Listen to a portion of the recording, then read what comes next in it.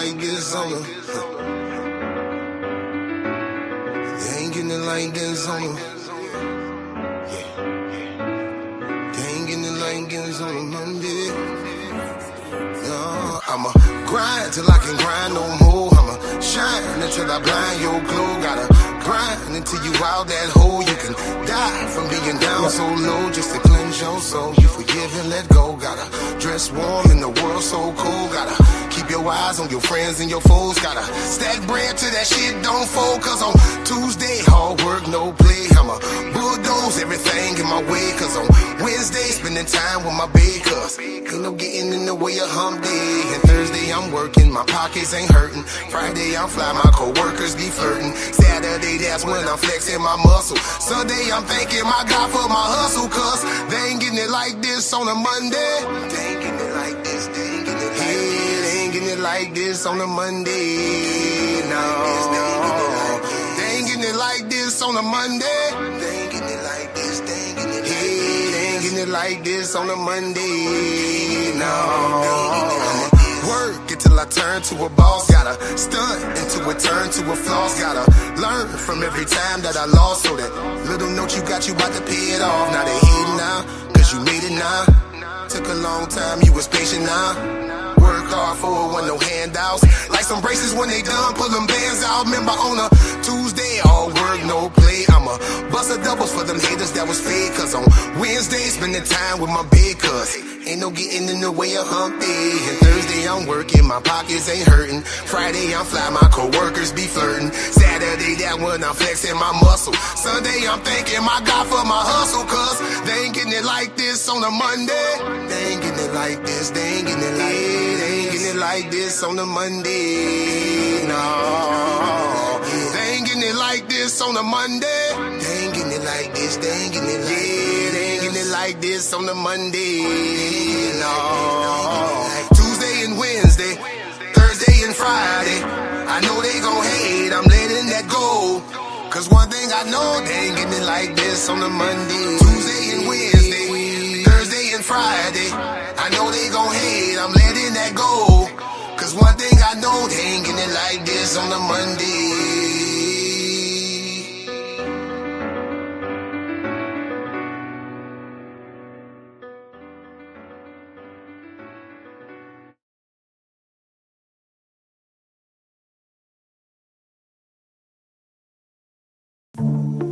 Amazing news! At Titans Debate League is now looking for interns. We are expanding our team and seeking driven individuals who are ready to make an impact. We're on the hunt for talented people to join our marketing team, a charismatic new host, and creative minds who can produce amazing content. If you have a positive attitude and are used to winning, because that's what we do here, then we want to hear from you. Join us and contribute to a culture of excellence and success here at Titans Debate League. Email us today, titansdebateleague@gmail.com. Looking forward to hearing from you. Where Infinity Gauntlet is a mere toy compared to the intellectual prowess build and destroy the cipher.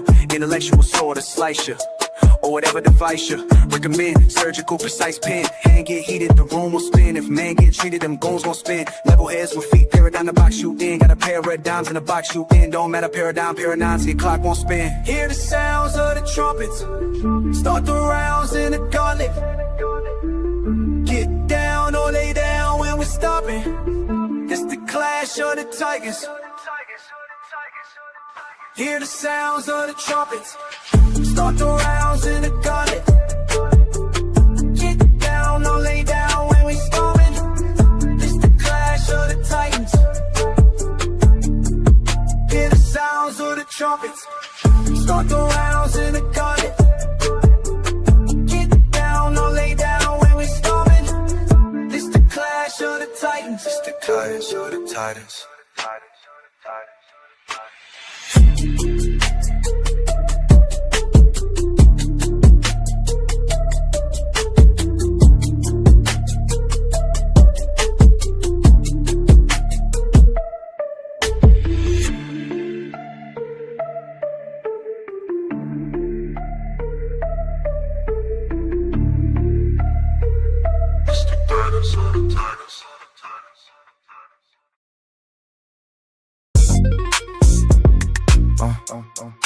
OWL, only world logic.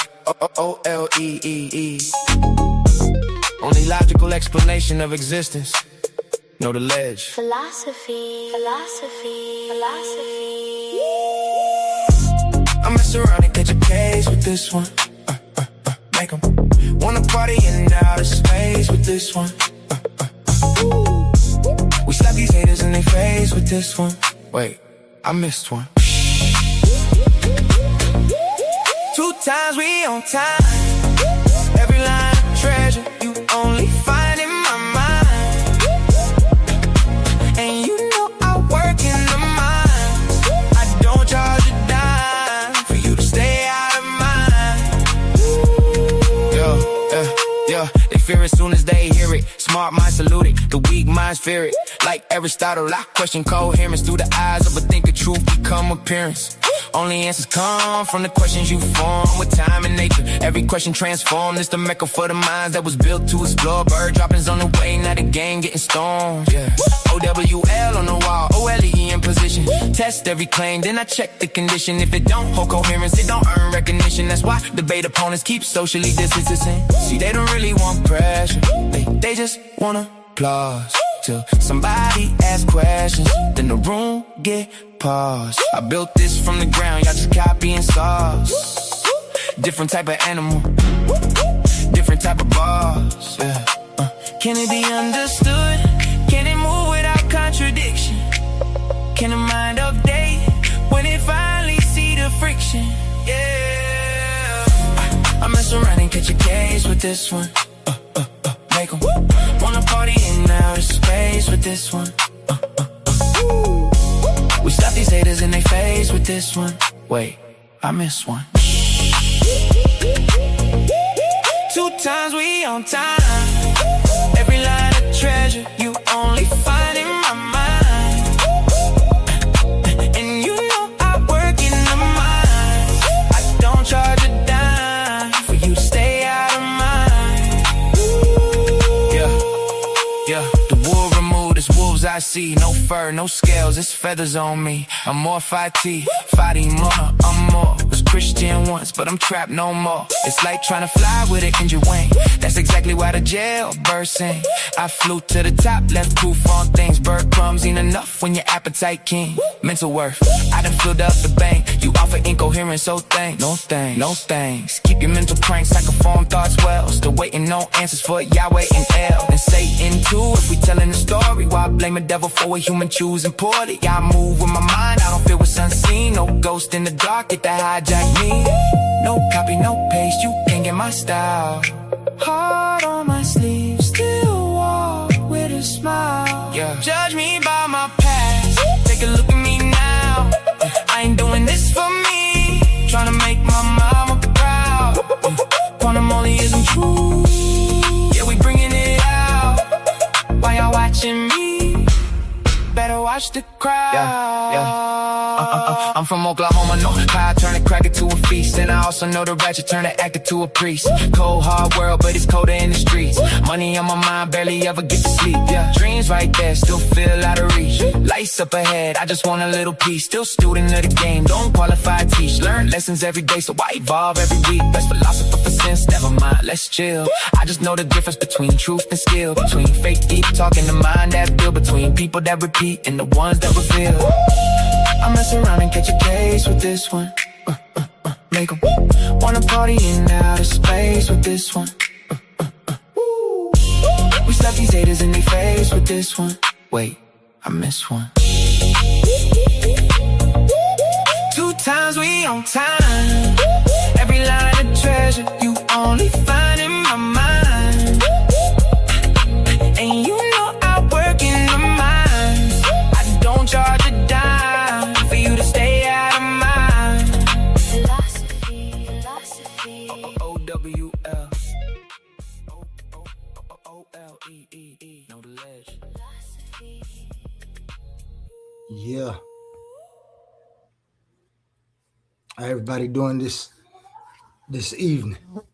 You know who it is, what it is, and where it is. It's me, Oli. This is Know the Ledge, and we're at the Titans Debate League at the Coliseum. Welcome to another Ledge. I am Oli, aka Jermaine Nugent, and this is the Know the Ledge show. Know the Ledge is a philosophical education show. This is where we take the questions that we have challenged some of the greatest minds in history and slow them down long enough to understand what is actually being asked. We're not here to rush toward conclusions. We're not here to repeat somebody else's opinions just because they sound intelligent. And we are not here to pick a side before we understand the question. On this show, we define the terms. We examine the history. We introduce the major thinkers. We look at the strongest arguments from different sides. We ask what each view explains well, and we ask where each view reaches its ledge. Because to get to the knowledge, we have to get to know the ledge. So tonight, we're stepping into one of the deepest questions in the philosophy of mathematics. Are mathematics discovered, or are they created from consciousness? Do human beings discover mathematics, or do human beings invent it? Would mathematics still be true if there were no human beings here to think about it? Let's get to the ledge. Tonight's question sounds simple until you really sit with it. Most of us learn mathematics as children. We learn how to count. We learn addition and subtraction. Later, we learn geometry, algebra, and equations, things of that nature. And then eventually, mathematics becomes so familiar to us that we stop asking where it came from. But let's think about it for a minute. Before any human being ever counted to 4, 1, 2, 3, 4, 2 plus 2 was already equal to 4. Before anybody measured a circle, did the relationship we call pi already exist? That's a good question.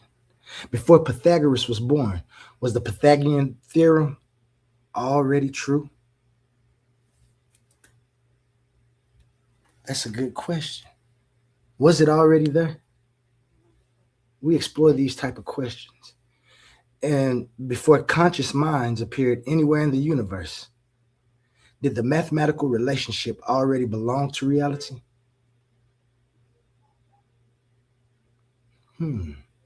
One side says yes, mathematical truths were already there. Human beings did not create them, we discovered them. And then the other side, they say mathematics is something minds construct. They say without minds capable of forming symbols, without the definitions or the proofs and the logical systems, they say mathematics would not exist in the same way. So that's the question. And once we ask that question seriously, we ain't just talking about arithmetic. We're asking what kind of reality we live in.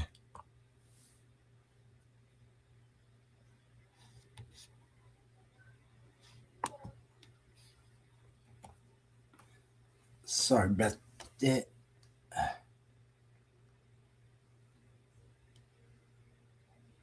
What is the question really asking? What is that question really asking?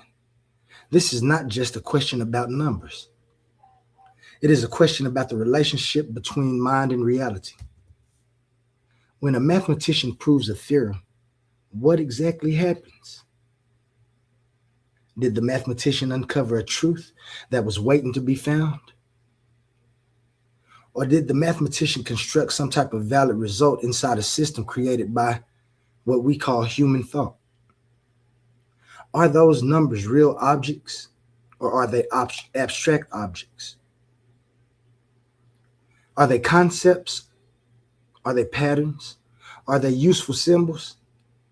Are mathematics truths discovered like we discovered planets, or like we discovered flight,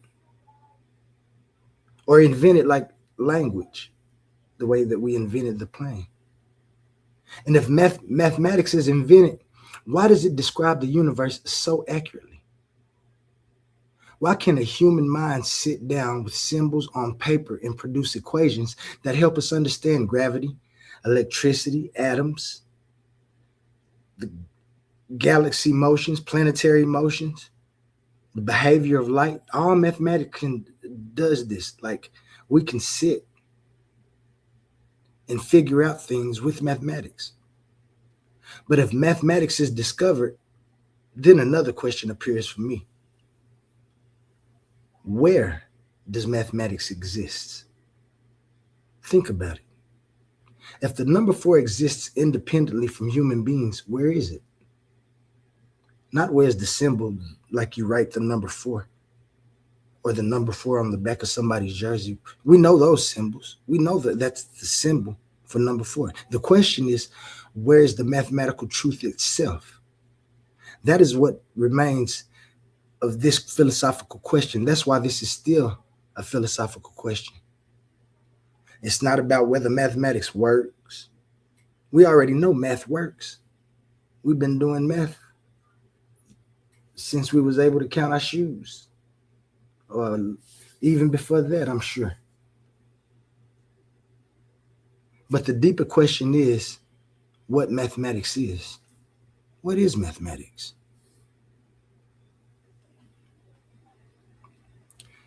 Why this is still a philosophical argument. Mathematics is one of the most successful tools that human beings have ever used. Physics depends on mathematics. Think about it. Engineering depends on mathematics. Think about it. Computer science depends on mathematics. Shout out King Hurt. I see why you're a mathematician now. There's some interesting things in there. Computer science depends on mathematics. Economics depends on mathematics. Think about it. Architecture, medicine, astronomy, all types of modern technology all rely on mathematical relationships. But I have to say that success doesn't just automatically settle the philosophical question. A hammer can work without answering the question of what the metal is. A map can work without answering the question of what space is. Mathematics can work without automatically telling us what mathematics is, and that's the ledge. The equation can be correct while the ontology remains unsettled. Ontology simply means the study of what exists. Remember that. It's a simple term. Ontology, the study of what exists. So when philosophers debate mathematics, they're usually asking these questions like, do mathematical objects exist independently from us? Do mathematical statements describe a reality that is already there? Or is mathematics a system that we created by the minds to organize the patterns and relationships of the things we see?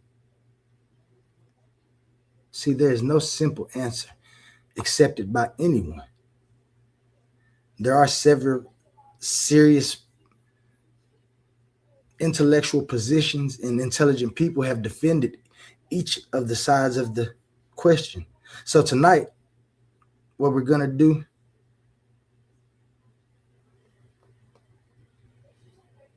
is talk about it.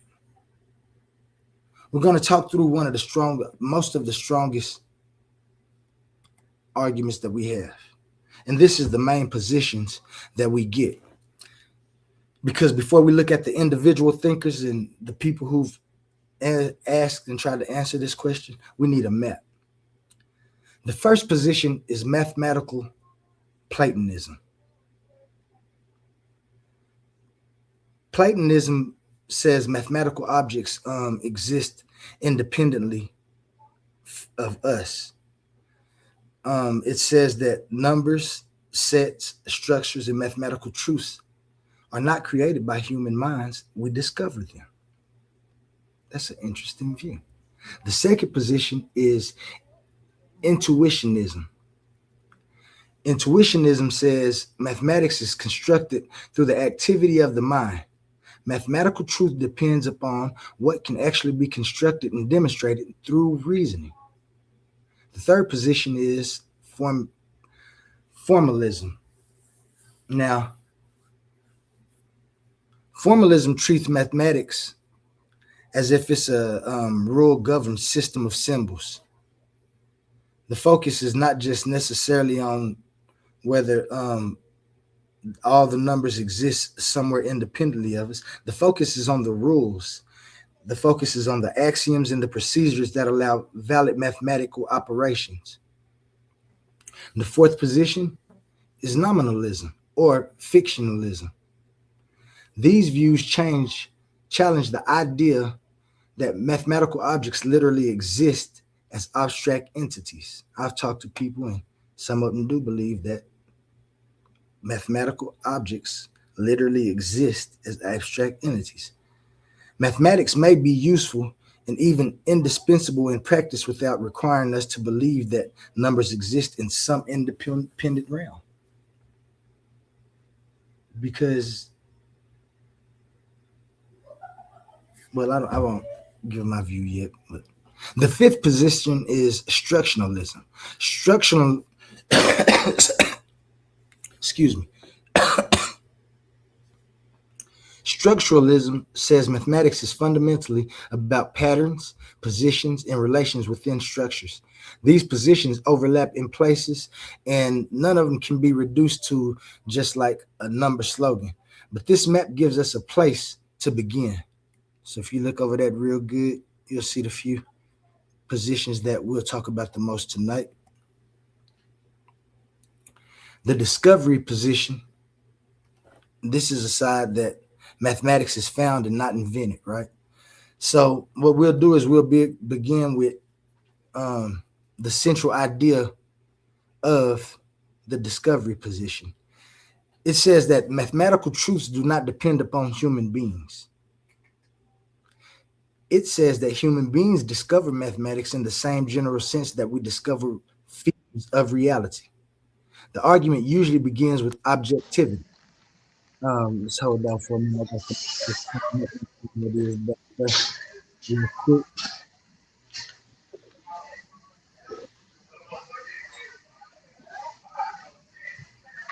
about this, y'all. Getting back to my computer.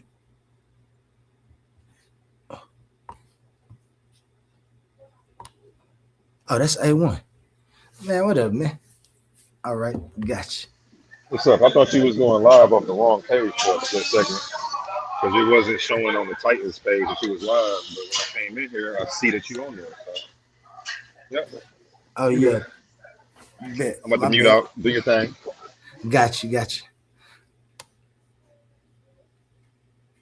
me get this back big for y'all so y'all can see that. So, the discovery position, again, we're going to talk about the discovery position, which says that mathematics is found and not invented. So, this says that mathematical truth does not depend upon what us as human beings say. Human beings discover mathematics in the same general sense that we discover features of reality. Now, this is what the discovery position is. The argument usually begins with objectivity. Different people in different places can arrive at the same mathematical conclusion. That's interesting.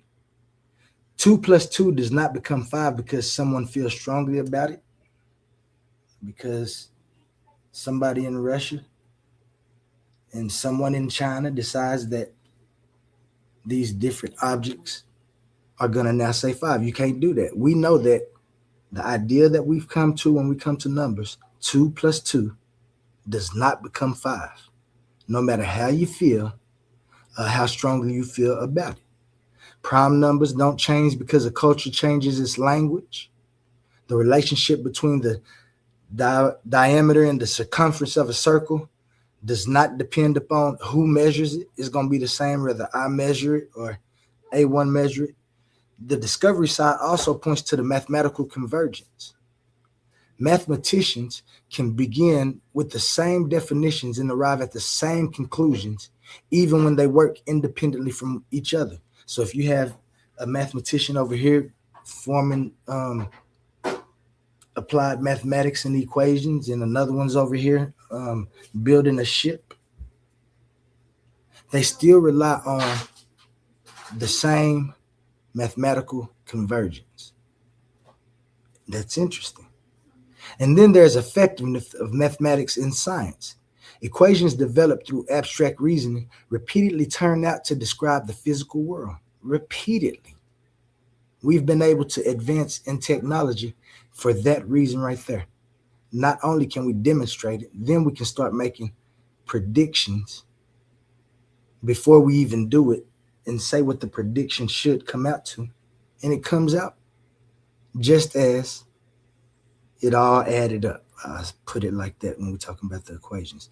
To defenders of mathematical realism, this does not look like a coincidence. It looks like mathematics is revealing something objective about reality. The most famous philosophical name associated with this family of views is Plato. We know Plato. Plato had a big mind, didn't he? A lot of everything that I found out in my research came to Plato. Even as the years advanced, a lot of them look back to Plato, but that's for another ledge. Because Plato lived in the ancient Greece more than like 2,000 years ago. His large philosophical system is known as the theory of forms. The basic ideal is that the physical world we experience is changing and imperfect, but reason can grasp stable and intelligible realities that are not dependent upon any single physical object. He said if you draw a circle, the circle is never perfect. A wheel is never a perfect circle. A coin is not a perfect circle. But the mathematical ideal of the circle is exact. In that contrast, it matters because the physical objects can be damaged, distorted, or destroyed. The mathematical relationship is still going to remain. That's interesting. Modern mathematical Platonism is not identical to the every detail of Plato's philosophy. Scholars debate exactly how Plato himself should be interpreted. Not how he would interpret it, how it should be interpreted. Why? Because I guess when he was doing his things, he never gave his interpretations. But that's for you to look up and for you to find out. The name remains useful because central intuition survives. Mathematical truths appear to possess an objectivity that does not depend upon us. So when you look at it like that and under that view, the number 3 is not created when a child learns how to count. The child recognizes a relationship that was already available to be discovered. Platonism gives a clear answer to tonight's question. Platonism says mathematical laws are discovered. Mathematical laws are discovered. Hurt.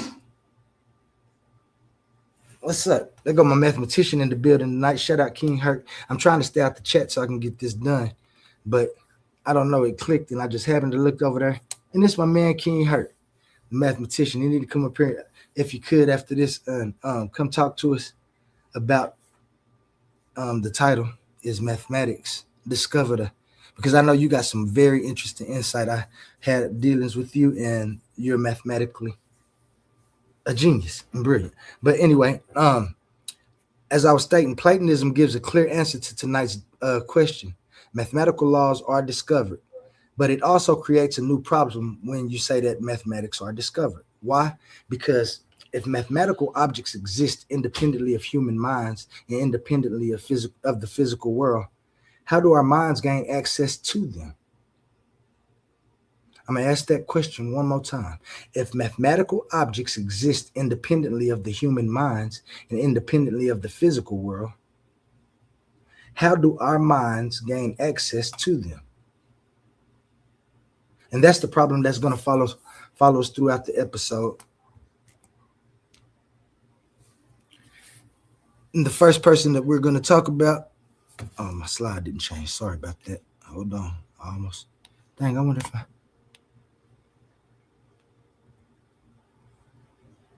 Sorry about that, y'all. I wasn't changing my slides and I thought I was. This is the slide on Plato. Again, I'll just be real quick with it. Physical objects are imperfect and changeable. Draw a circle. A drawn circle is never perfect. Mathematical relationships appear stable and exact. The mathematical ideal of a circle remains exact. So what that's basically saying is that we can make mathematical predictions before we even do some things such as engineering, building, traveling from here to there, and make mathematical equations, and that should give us a visual of what we can expect.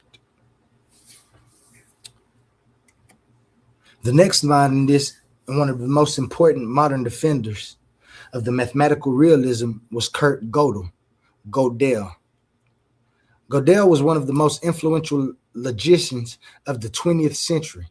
He is best known for his incompleteness theorems, but his philosophical position matters just as much for tonight's discussion. See, because Gödel defended a form of mathematical Platonism, because what he did was he treated mathematics as a descriptive discipline. In other words, mathematics is not merely a game with symbols. Mathematical truths are objective. That's what Gödel said. I say Gödel. Remember, I'm from Oklahoma, so when I say some of these names, y'all can laugh at me. But when I speak, I say Gödel. When I say Quinn, Putnam, you see the names. But anyway, Gödel believed that the mathematical concepts and objects have a reality that is not reducible to our language or our personal opinions. That doesn't mean that every mathematical question is easy to answer. It means there is something there to investigate. And then another important realist argument is associated with W.V.O. Quinn and Hilary Putnam. They together their argument is known as the indispensability argument. The basic ideal is this: science gives us a strong reasons to believe in ethics and entities that our best theories require. Science gives us reasons and strong reasons to believe in entities that our best theories require. Modern science relies heavily on mathematics. Therefore, if mathematics is indispensable to our best scientific theories, that gives us a reason to take mathematical entities seriously. The discovery side is powerful because it explains why mathematics feels objective and why it fits scientific relativity and scientific reality so effectively. But the discovery side still faces a serious question. If mathematical objects exist outside of the physical space and time that we exist in, how do physical minds know anything about them?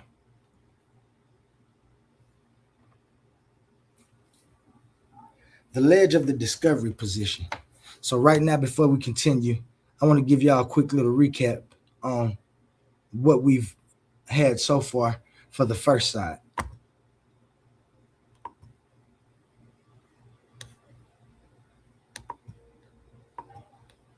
Observers, no minds to measure distances, and no one to calculate trajectories. In that vacuum, does Imagine a universe devoid of human life.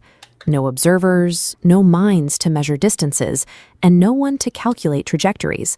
In that vacuum, does mathematics still exist? The question is whether human beings invented math as a cognitive tool, or if we discovered structural relationships that were already present in the architecture of reality. Look at this spiral galaxy. Billions of years before a human mind existed to write down an equation, the stars were moving according to exact proportional sequences. The golden ratio governed the curve of these arms long before we arrived to name it. Mathematics serves as our most successful framework for physics and engineering. We use it to build bridges and guide rovers to Mars, but its effectiveness as a tool does not explain its nature. To separate the utility of a system from its reality, we use a specific branch of philosophy, ontology, the study of what exists. If mathematics is purely a human invention, we lack a functional account for why the physical universe obeys rules we supposedly devised. prime numbers and the ratio of pi do not fluctuate. They remain exact regardless of how human cultures develop or how languages change. They operate with a structural stability that seems independent of our perception. This observation forms the core of mathematical Platonism, a framework named after the philosopher Plato. Plato distinguished between the physical world and the world of forms. He noted that while a circle drawn in the sand is always jagged and imperfect, the mathematical idea of a circle remains exact and eternal. Look at the objects in your room. No physical wheel, coin, or plate is mathematically flawless, yet your mind recognizes the concept of a perfect circle that these objects merely approximate. Platonism explains this by arguing that mathematical laws are not physical objects we touch, but objective realities we discover with our minds. Modern logicians like Kurt Gödel defended this position, arguing that mathematics is an objective description of the universe, not a game of human symbols. This is the foundation of the indispensability argument. It points out that our highest-level scientific theories rely entirely on mathematical entities to function. Under this argument, accepting the reality of physical laws requires accepting the reality of the mathematics used to describe them. You cannot treat the bridge as a fiction if you expect the destination to be real. Ancient Babylonians and modern physicists, separated by millennia and language, calculate the same relationship between a circle's diameter and its circumference. For the discovery position, this convergence happens because both are observing the same objective feature of reality. The Platonist framework provides a consistent explanation for why mathematics appears stable and objective across different eras and cultures. But if these perfect mathematical objects are not physical, and they exist outside of space and time, where are they? To find where they reside, we have to look at epistemology, the study of how we know what we know. This reveals the access problem. It is a logical paradox. How does a physical, biological human brain interact with or extract data from a non-physical, timeless mathematical realm? Platonism accounts for the objectivity of truth, but it leaves a void where the bridge between the mind and reality should be.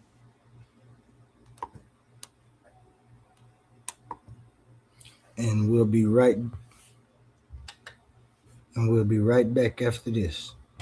Attention all debate fans. You've been watching, you've been arguing, you've been picking sides. But now it's time to level up. From this point forward, all debates on this platform are going members only. That means the hottest clashes, the wildest arguments, and your favorite personalities going head to head will only be available to subscribers. You want real scholarship? You want the smoke? You want the unfiltered action? Then don't get left outside looking in. Sign up today for as low as $3.99 and get full access to every debate, every moment, every knockout argument. This is Titans Debate League, where legends are made and debates get real. Join now or miss out.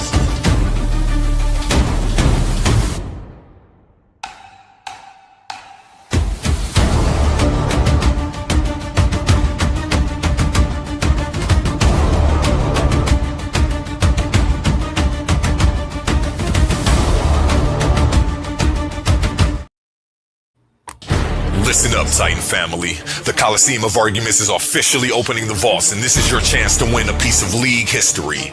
We're running a massive high-stakes t-shirt raffle, and these are not your average tees. We're talking an ultra-exclusive, limited edition, premium custom apparel that you can't buy anywhere else. Once they're gone forever. We're keeping the stakes high and the odds completely in your favor. Here's how it goes down. Tickets are only $2. The limit, $40 or 20 tickets per person to keep the playing field fair.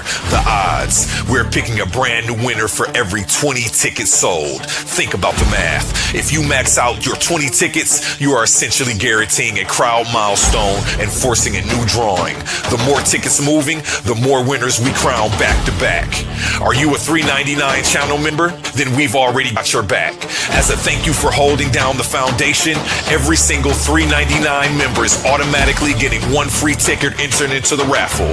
But don't just rely on that one ticket. Secure your stack, maximize your odds, and ensure your name gets called. These custom designs, from the legendary Debate or Die print to the official Titans Debate League emblems, are strictly limited edition. You don't want to be sitting in the chat watching everyone else flaunt their exclusive gear while you missed out over a $2 ticket. How to enter? Open up your Cash App. Send your entry to $Titans Debate League. Put your name/handle in the notes so we know exactly who to crown. The clock is ticking, the tickets are moving, and the next 20 ticket milestone is closing fast. Lock your entries in now and claim your crown. Winners picked this Friday. Are you not entertained?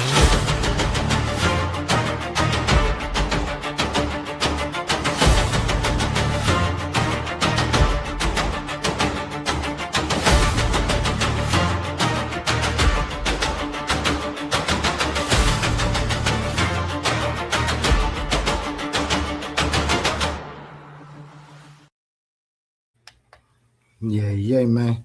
Let's don't forget, like, share, subscribe if you haven't. Share this with your friends. It's the Titans Debate League. It's your boy Oli, the Owl. We up late night with the Owl Hours. Appreciate y'all being with me, being out there with me in the chat. We almost finished with these last few slides, and when we finish, I'm sure it's a lot of y'all out there who got an opinion on what we speaking about, and if y'all can tell me if meth is discovered and how y'all feel about that. Before we left the break, we was on the ledge of discovery position. How do abstract minds access abstract truth? Excuse me, I said that wrong. How do minds access abstract truth? Now, this is the first major ledge because Platonism gives us objectivity.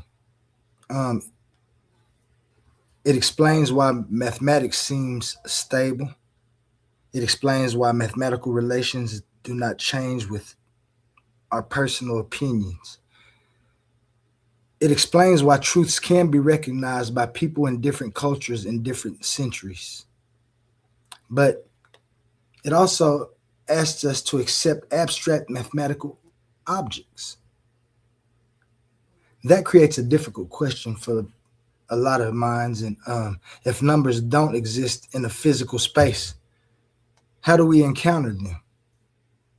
If mathematical truths do not exist in time, how do minds operate through brains, and minds operating through brains come to know the truths about what exists as a mathematical truth? If mathematics belongs to an independent abstract realm, what is it that connects this realm to us? This is sometimes people call this the epistemological problem. Epistemology is the study of knowledge, how we get our knowledge. The question is not whether mathematics works. As I stated earlier, we know mathematics work. The question is how we know mathematical truth if the truth exists independently of physical reality and independently of our conscious minds. That is the ledge of the discovery position. It gives us objectivity, but it owes us an account for access to that objectivity. So before we move to the opposing views, let's pause and review the first half of what we went through. And we already did that.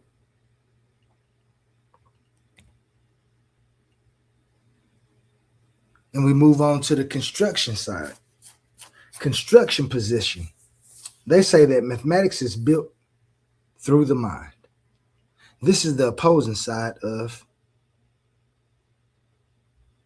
Platonism and the discovery of mathematics. This side says that mathematics is built through the mind. We never encounter mathematics without some form of mental activity. We encounter symbols, we encounter proofs, we encounter definitions, we encounter rules. This is what I wish Herc was up here for, because I hope he come up here. We encounter human beings reasoning through relationships. So the construction side asks, why assume mathematical objects exist independently of minds when mathematics is practiced through the mind? Maybe mathematics is not a hidden world waiting for us. Maybe mathematics is something minds build. But we need to be careful here. Saying that mathematics is constructed does not mean mathematics is arbitrary, right? It does not mean 2 + 2 can equal anything we want it to, right? A chess game. We play chess a lot on Titans. That's why my board look like that. But once humans created the chess game, right? But once the rules are established, not every move is legal. A language is created through human activity, but words cannot mean absolutely anything in every context. A constructed system can still contain necessary relationships. The best known thinker on the mental construction side is L.E.J. Brouwer.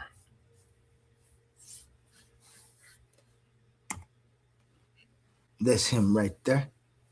Oh, Lutzen Egbertus Jan Brouwer. Yeah, that's Lut. That's L.E. right there. Lutzen. But he went by L.E.J. because they didn't want to say Lutzen Egbertus Jan Brouwer so much. But he was a Dutch mathematician and a philosopher, which answers for his name. He developed intuitionism as a philosophy of mathematics. I believe, yeah. Brouwer, he the one that for his thinking, mathematics wasn't primarily a collection of abstract objects existing in a separate realm. Mathematics is an activity of the mind, mental workouts. I believe in mental workouts, critical thinking.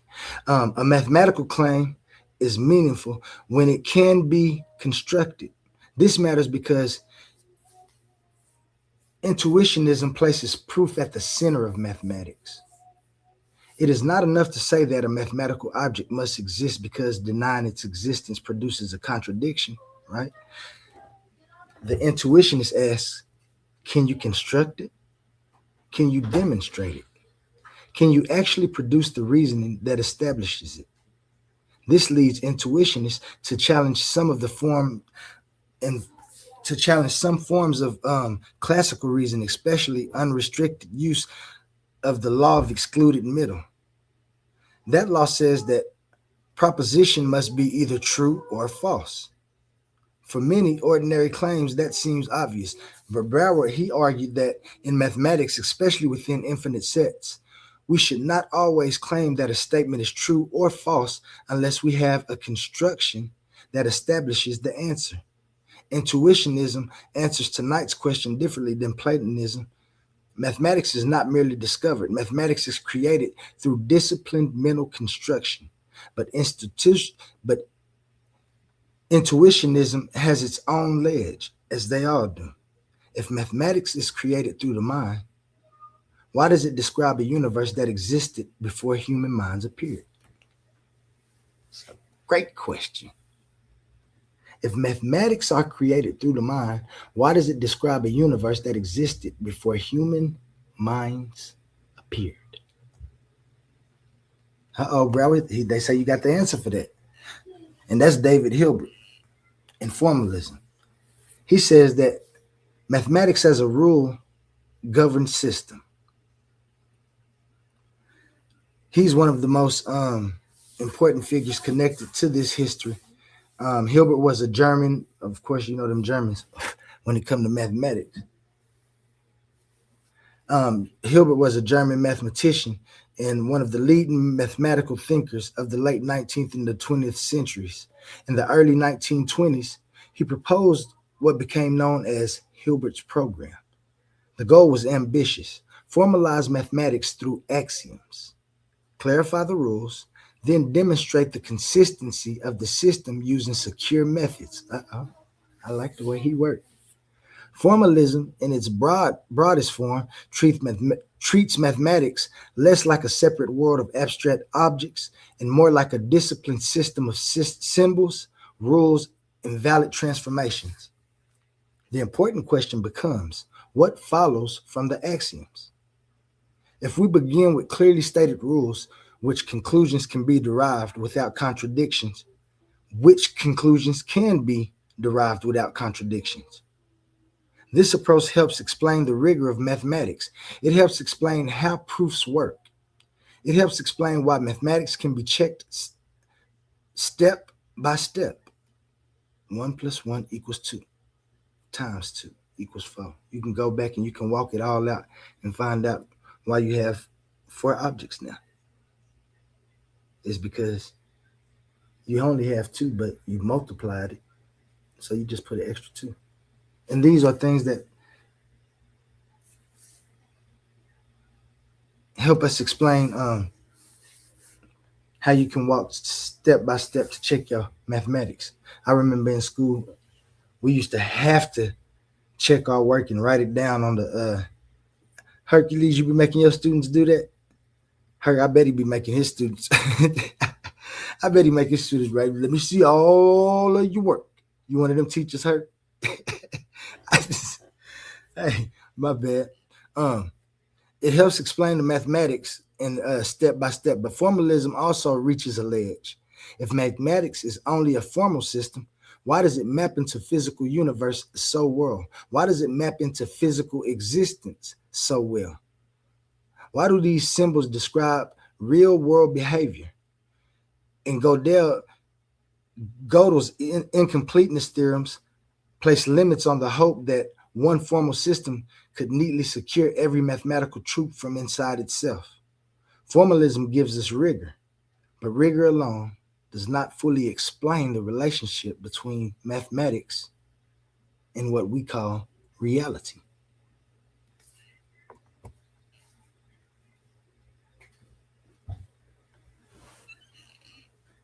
Hartree Field and nominalism. Do mathematical objects need to exist? This was his question. I love philosophical questions. I don't care what nobody say.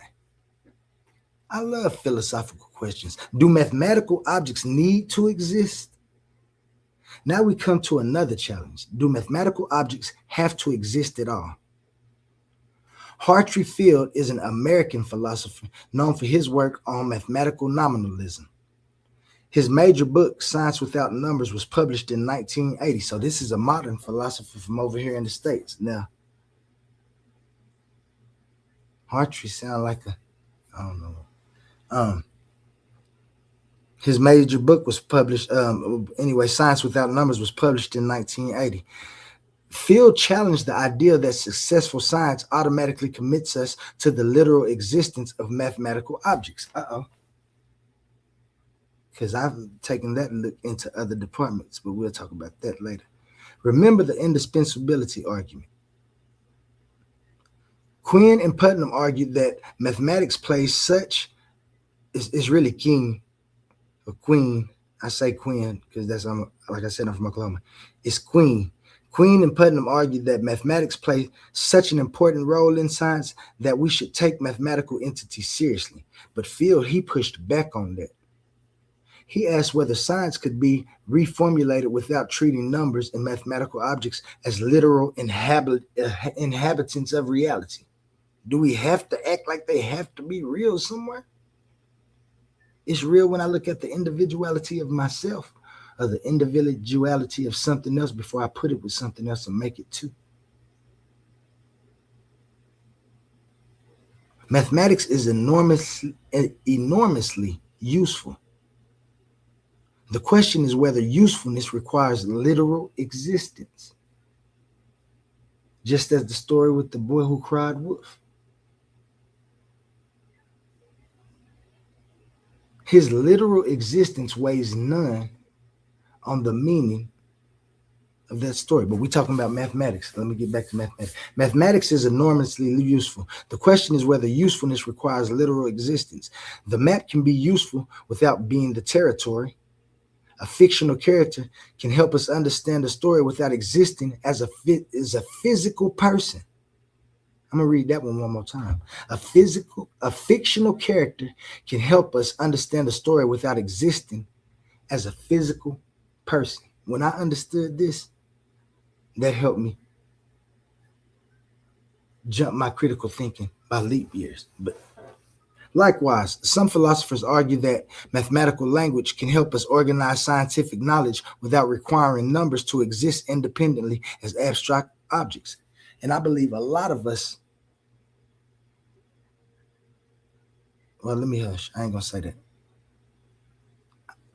I shouldn't say that. In my opinion, I do have that view.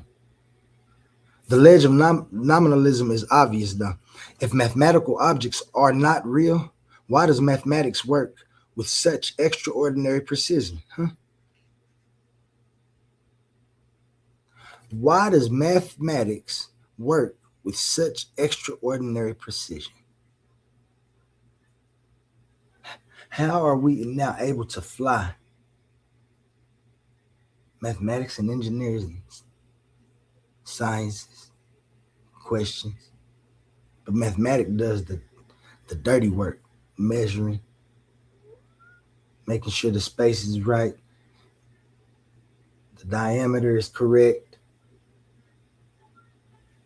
The engineer do come and tighten all the bolts, make sure everything's tightened up, but the mathematical angles and equations that are needed for some of the technology that we have and that we're using is amazing.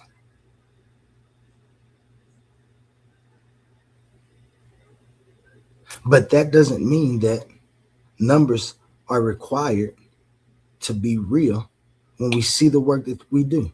So the ledge of nominalism is just that. If mathematical objects are not real, why does mathematics work with such extraordinary precision? Usefulness still needs explanation. The usefulness of numbers need explanation. So we move on to Robert Shapiro and structuralism. Mathematics as a science of structure. Structuralism offers another way of looking at the issue. There's so many ways that you can look at different questions, y'all. This is why I always say everybody should be critical thinkers and form their own thoughts and ideas about situations after you've been able to look over several other if they don't fit. A major contemporary figure associated with structuralism is Stuart Shapiro.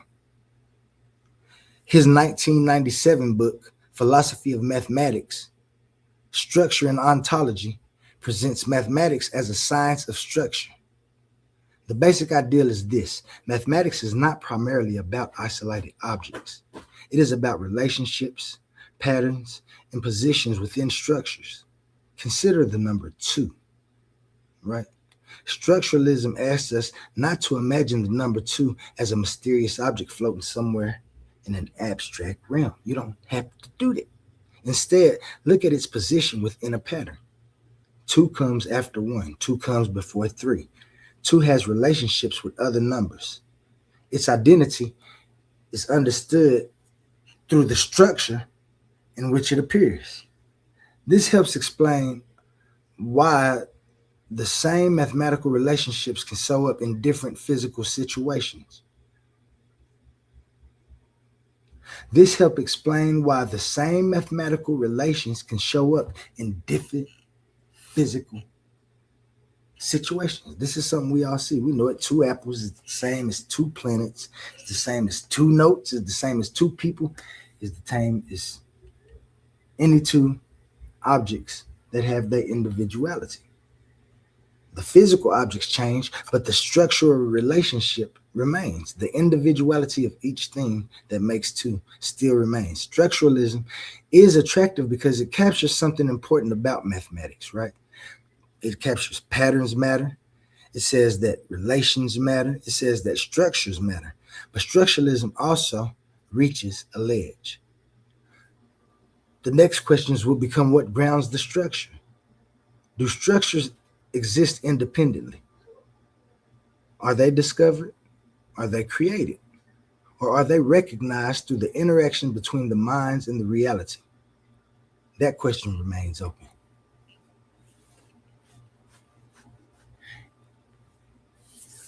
Which leads us to old Eugene Wigner. The unreasonable effectiveness of mathematics. The unreasonable effectiveness of mathematics. Again, shout out King Herc if you're in the chat. I know it's late. You got to work. But we arrive at one of the most famous statements in the entire discussion. In 1960, physicist Eugene Wigner published an essay titled The Unreasonable Effectiveness of Mathematics in the Natural Sciences. Wigner was pointing to a mystery. Mathematical concepts developed through abstract thought often turn out to describe the physical world with remarkable accuracy, right? Not just after the fact. Sometimes mathematics helps scientists identify relationships they had not yet observed. Sometimes the equations lead the investigation, and that is amazing. If mathematics is merely invented, why does reality cooperate everything that we see? Why should symbols and structures created through human reasoning describe nature so effectively? But if mathematics is discovered, we return to the earlier question, right? What kind of thing is mathematical reality? What is it? What kind of thing is a mathematical reality? And how do our minds access that mathematical reality? Wigner does not hand us a simple final answer. He gives us the problem in the clearest form. Mathematics works. It works extraordinarily well. Any serious philosophy of mathematics has to explain why. Mathematics works. It works extraordinarily well. I used mathematics the other day in an applied mathematics way to help somebody keep their mind at ease. And then what I calculated to be true was actually what happened. This was due to deductions of possibilities that exist, but I ain't gonna even go there because we got to go to the next slide. I got one more before we finish.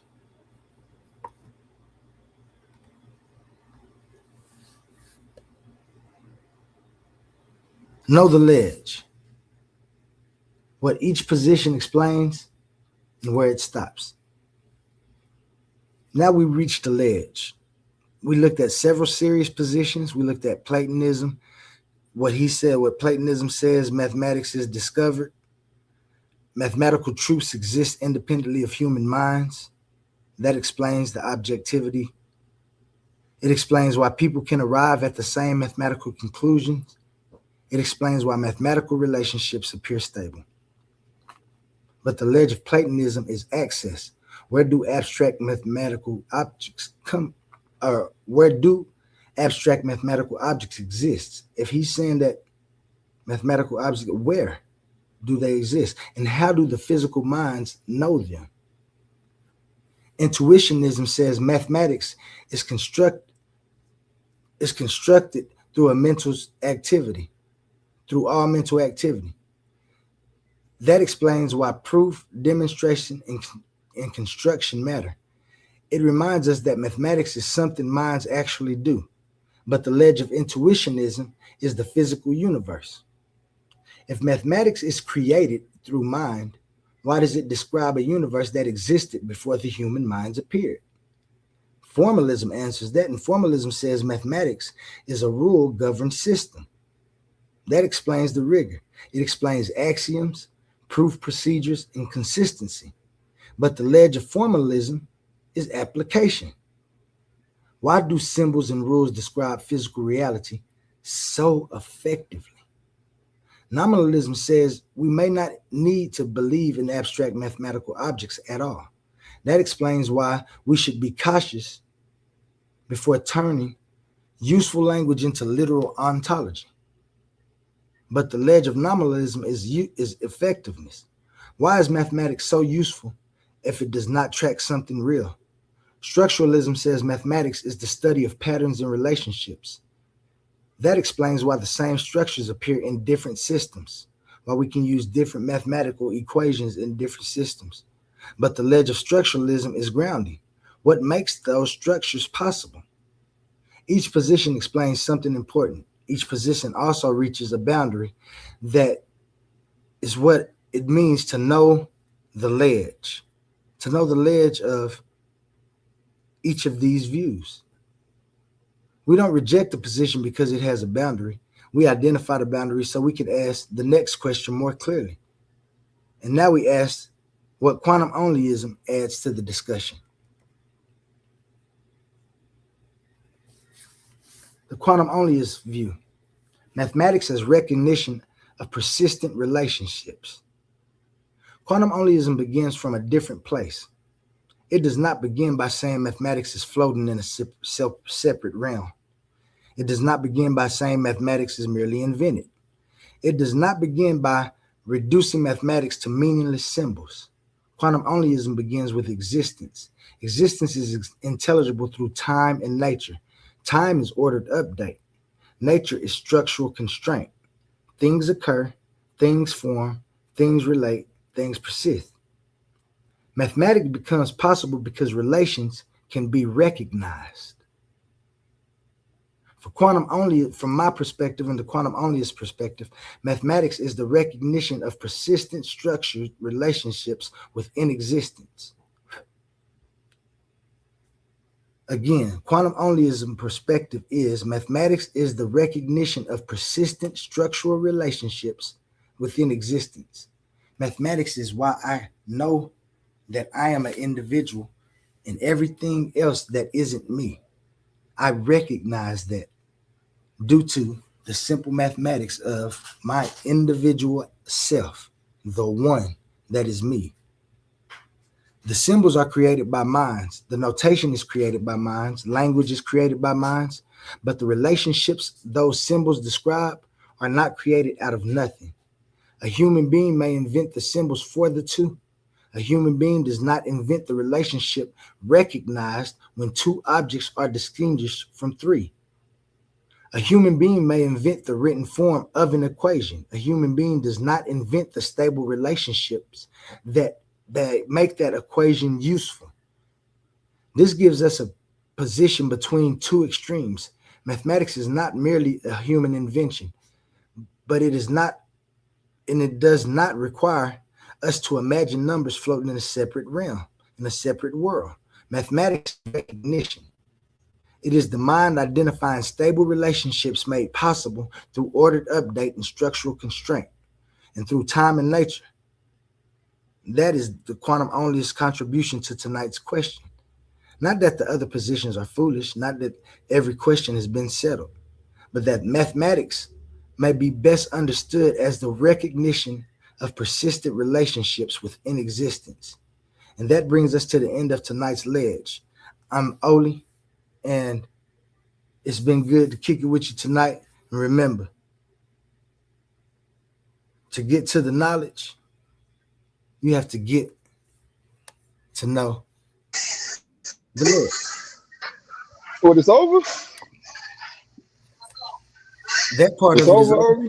Yeah. Oh, that okay, part of it okay. is over. Yeah, that part But of say, it is nigga, over. I ain't going on. I'm going on break in like 30 minutes. I wanted to hop on the chopper with y'all. If y'all gonna still be up.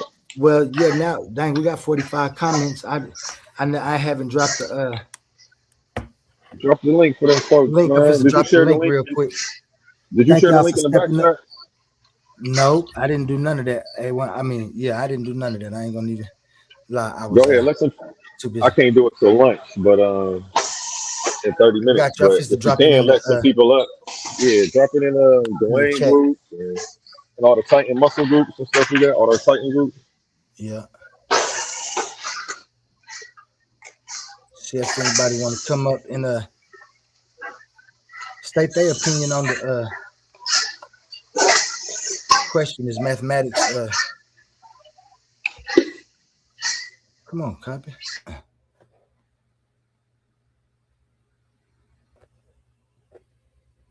There go the StreamYard link. Man, if anybody want to come up and give their opinion on what they think about are mathematical laws discovered or are they created by consciousness?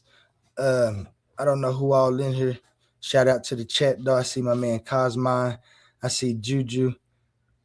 Hey Juju. Hey Cosmine. Emmanuel in the building. What's up, Omar? I ain't looking at y'all comments. So if you said something bad about me, so what? I don't care. We in here. But yeah, man, that's a real great question that's gonna be answered. I mean, that's gonna be shifted and moved around for a long time. Because that's an opinion type question right now. And the more we ask questions, we get the different views of it. And that's what it is. So if anybody want to come up, we can do that. Let me drop this. What happens when a Christian preacher's son starts asking questions nobody wants answered? What if faith and science were never supposed to be enemies? This isn't another religious book, and it's not another angry attack on belief. This is a wake-up call. The Agnostic Guide to Faith, Science, and Sanity by A1 Richardson takes you on a mind-bending journey through scripture, psychology, science, energy, cause and effect, vibration, polarity, rhythm, and the universal law shaping your everyday life. Why do people sabotage themselves and blame God? Why do we ignore patterns then act shocked by consequences? Why are so many trapped doing what we call crazy work? This book challenges everything you thought you knew about spirituality, reality, and yourself. No fake certainty, no church cliches, no blind obedience. Just raw honesty, deep reflection, and practical wisdom for people caught between the pulpit, the laboratory, and real life. Whether you're deconstructing your faith, spiritually curious, tired of shallow answers, or searching for sanity in a chaotic world, this book was written for you. Read it with an open mind, read it with courage, read it before life forces you to learn the hard way. The Agnostic Guide to Faith, Science, and Sanity. Stop doing crazy work and wake up to the patterns shaping your life now.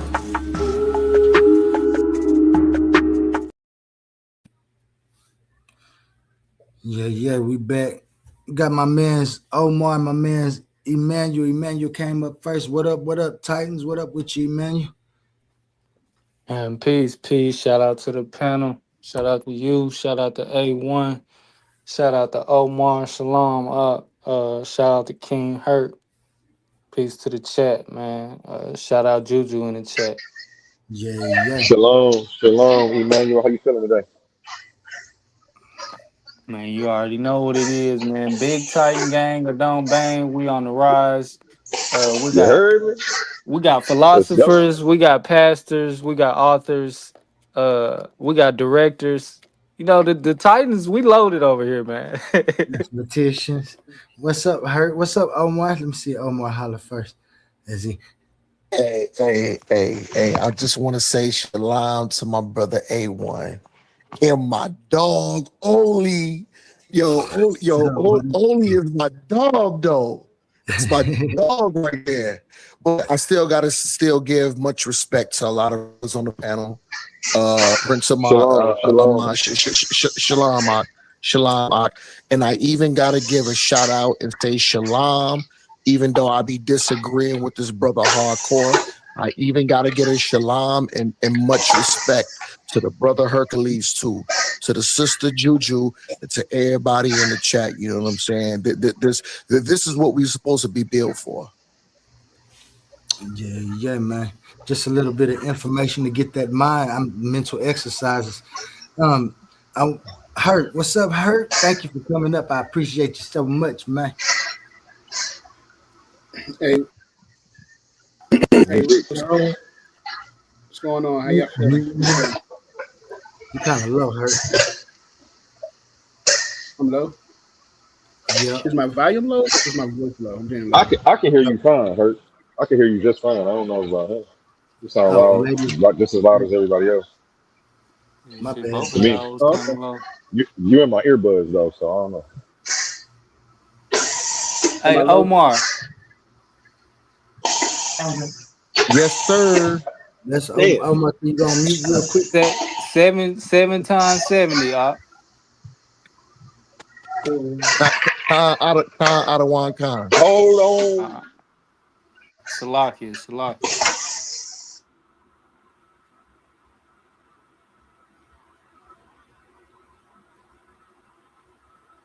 No, so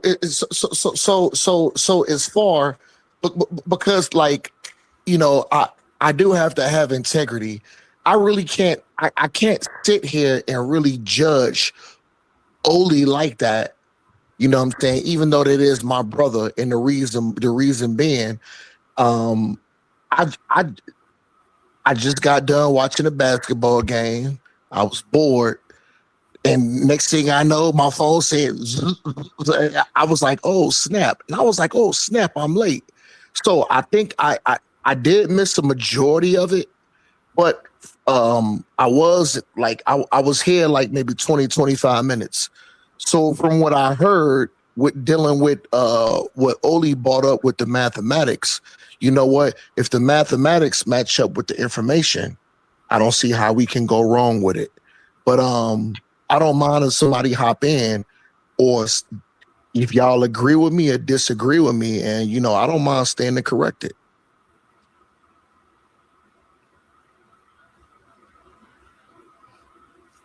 Word. So for me, yo, real quick,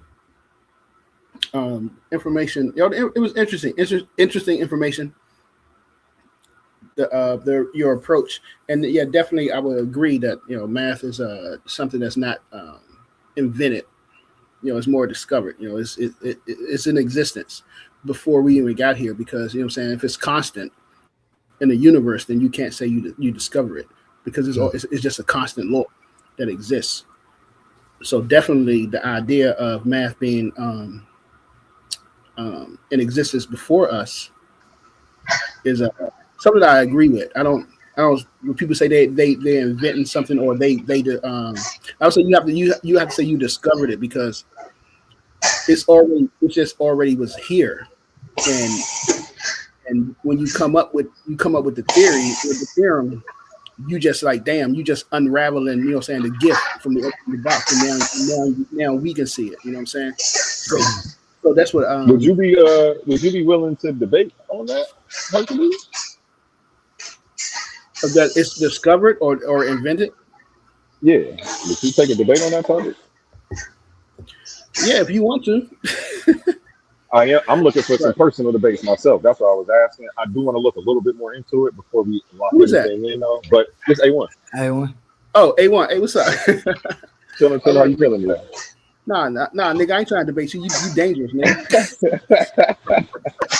I'm gonna leave you alone, man. I seen you, yo. I was like, holy shit, A1 is he be, because you don't say much on your, like you said, you don't say much on your channel, but you know, I've heard you talk before on other channels, and I was like, holy shit, this nigga is dangerous. Yeah, I don't play. That's why I'm good for this job right here. Yo. I'll be cooking. But yeah, that's a conversation I've definitely had before. So yeah, I wouldn't mind. Yeah, you want to set it up? That's cool. That's definitely a conversation I definitely got into before. I'm gonna read a little bit more into it though. I personally right now feel the opposite of what you said, but I do want to look into it. Yeah. And so my difference is, I mean, you guys already know where I come from. I mean, my standing point where I'm at, it's more like an African-centered, point of view. So when we're talking about, the math, and you're getting into the, I guess when we get into like the abstraction of what mathematics is, one of the things I was trying to point out when I did my presentations on mathematics was I was trying to present that there was a different concept and a different approach that the people of ancient Egypt, ancient Kemet had than what the Greeks had, because the Greeks, they moved towards that more abstract model of mathematics where it's based on pure symbolism, and it's this the beauty of mathematics. That's what they moved towards, and that's, I mean, because it is a Western thing, and for me, it was one of the things that I gravitated towards. But that why I wanted to study math, because I always thought it was beautiful. You know what I'm saying? The symbols and shit. I always thought that shit was beautiful. So that's why I wanted to, get into it. But from like just from looking at it and reading more, I understand that in ancient Kemet, ancient Egypt, it wasn't about the beauty of a proof for them. It was more about the reality of mathematics. So in Western math is more about that, you want to prove something and make it beautiful. You want to make this proof logical and stuff. So that's their approach, where Kemetic was more based on reality and the divine laws of the universe. So those were the contrasting differences between the Western approach of doing mathematics and the ancient approach of doing math. And so when you get into Kurt Gödel's incompleteness theorem, that's what his whole incompleteness theorem was about. Was that there's an incompleteness at some point that you have to come into reality with. That the system they in Western they look at mathematics as a closed, think about it as a closed system. That's how they're looking at it, and that's how when his incompleteness theorem, when he proved that the consistency of like a logical system is what was it, like the truth can't be proven using the rules of that system. That's what his incompleteness. That's what the incompleteness theorem was about. And so, from the Kemetic aspect, it's not a closed system. It's not this abstract system. It's a system that they looked at. Like I said, the universe, the nature and the divine was one, and you're not closing yourself off from the universe to prove something. So the difference, that's kind of like the contrasting difference of how they did it and how they looked at things, and how Can I ask a question, Hurt? That Gödel, how he looked at it. Yeah. How far back you got a numeric system in Kemet? How far back you got a numeric system?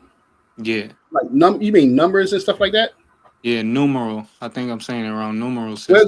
Well, numbers before. I mean, numbers in Africa period goes back before Kemet, before the kingdom was founded.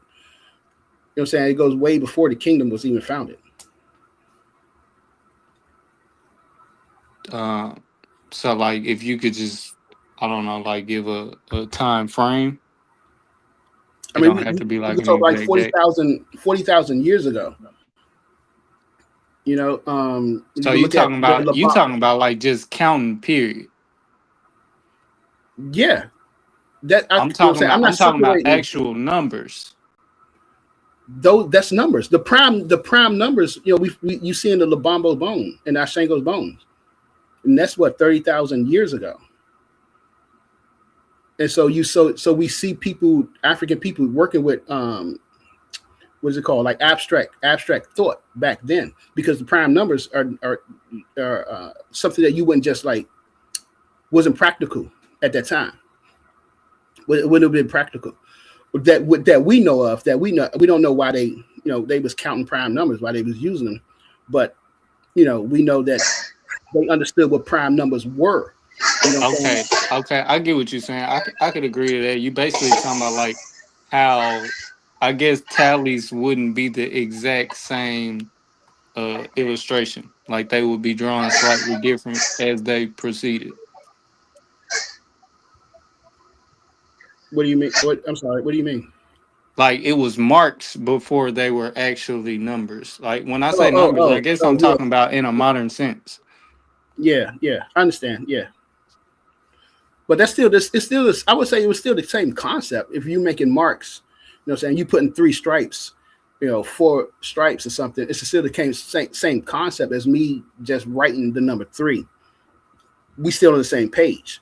You just representing it differently than I'm representing it.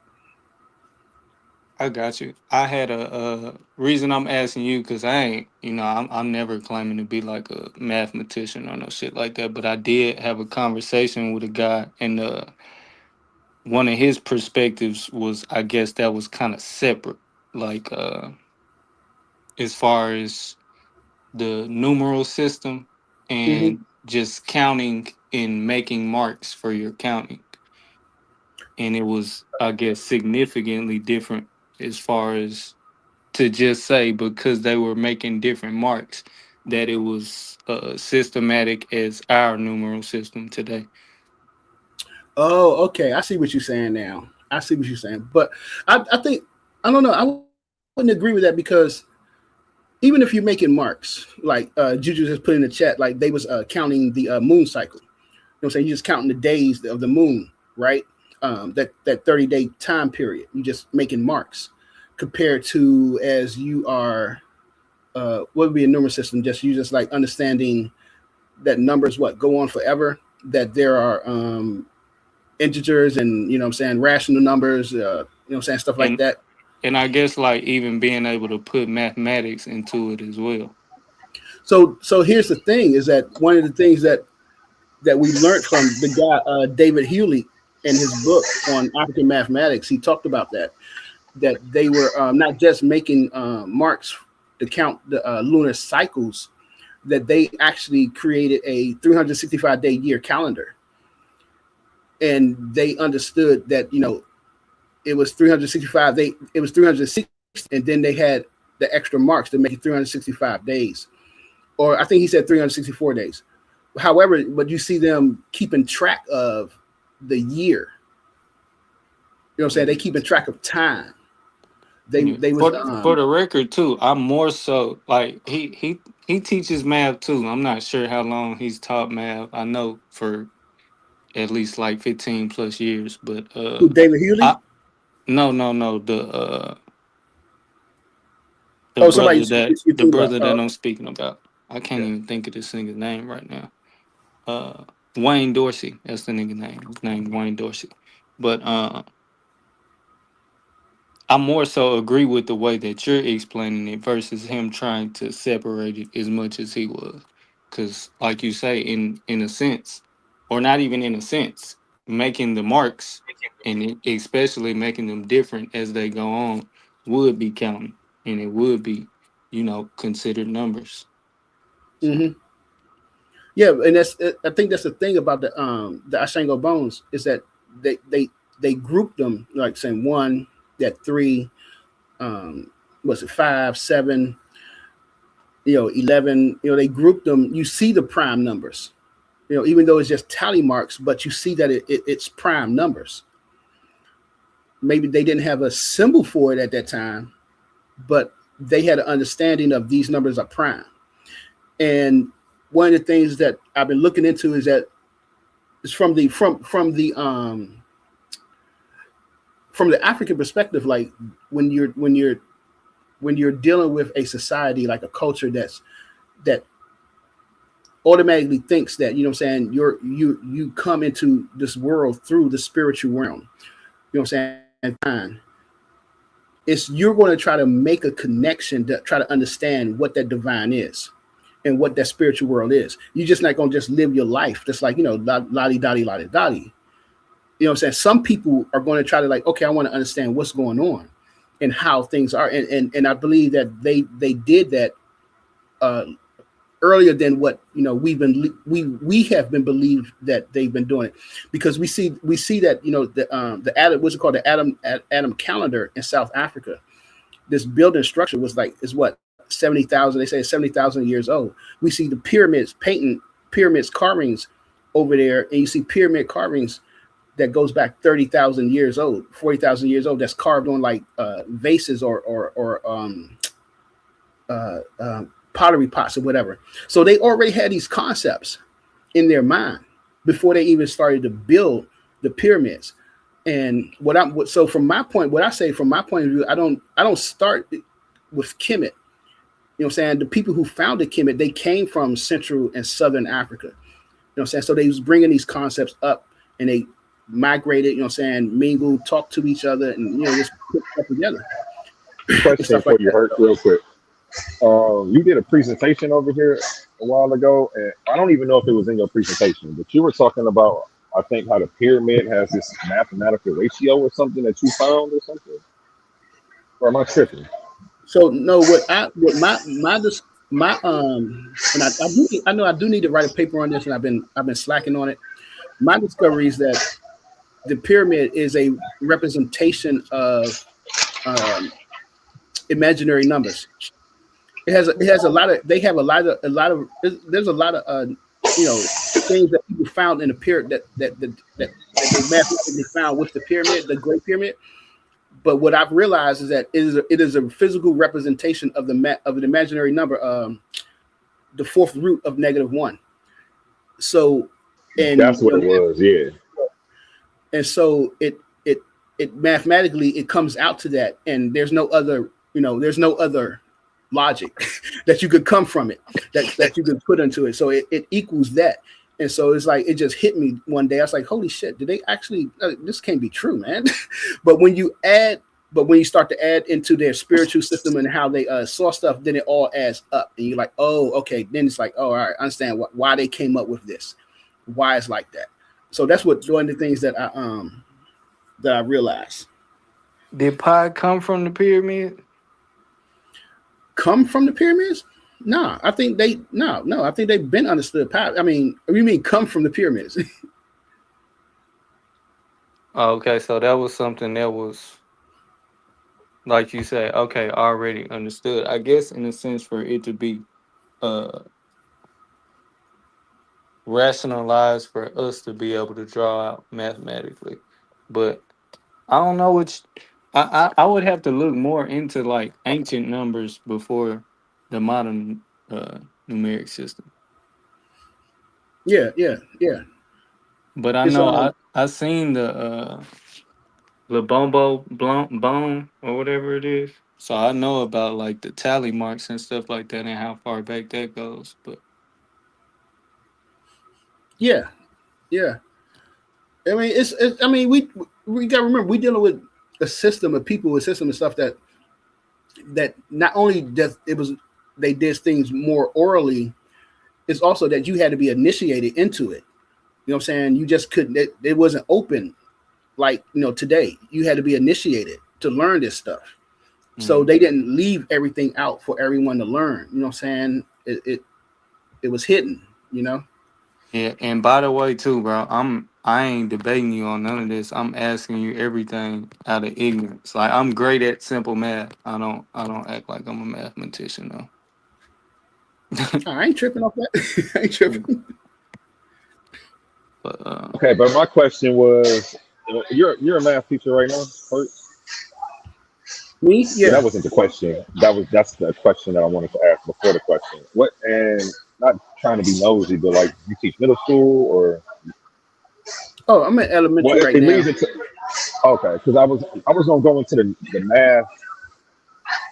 My daughter is doing like a different type of math than I used to do when I was a kid. Yeah. To the point where I had to go and learn this whole new system just to be able to help her with her homework. Not that she even needs my help, but I wanted to be able to understand it just to make sure she was doing it right. You feel me? So right, yeah. Was that invented, or was that always a constant? Like, You see what I'm saying? Like if there's different forms of mathematics, are So they all yeah, so constant, that's or are people like finding like the finding it in nature? But it's I don't know. I don't. Go ahead. I'll let you talk because I don't even know how to frame what I'm trying to say. no, I know what you're saying. I understand what you're saying because what you're talking about is not something being invented.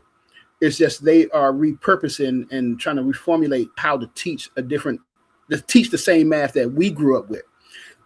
You know what I'm saying? They just doing it differently. So you're not inventing anything new. You just reframing it, reconstruction it. Like, you know what I'm saying? We just did straight subtraction. 10 minus 7. You put up 10 fingers, take away 7. You know what I'm saying? 15 minus 7. You know what I'm saying? You got to teach the kids how to borrow from the tens place. The ones place got borrowed from the tens place. So what they're doing now is that one of the methods that they're doing is that they would round up. They would take it says we do it, we round up. So if it's say it's 18 minus 7, you tell them to round the 18 up to 20 and just take away 7. Or you round it up to 20, take away 7, so they can see in the tens. You have them counting by tens. We start them off by counting by tens. I'm thinking about second grade. I'm in second grade and third grade, and so you start off by counting by tens. Teach them how to count by tens. 10, 20, 30, 40, 50. You count by fives, 5, 10, 50, so they can understand how to count by these numbers. And so you teach them. You round up to 20, and 10 from 7 is 3. And you just taking away that 1 from the 2, so you got that 13. But you had the question was 18. The question was 18 minus 7. I said 18, right? I did say 18, right? And so, well, no, that's a bad example because they should be able to do that one. I'm trying to think of an example.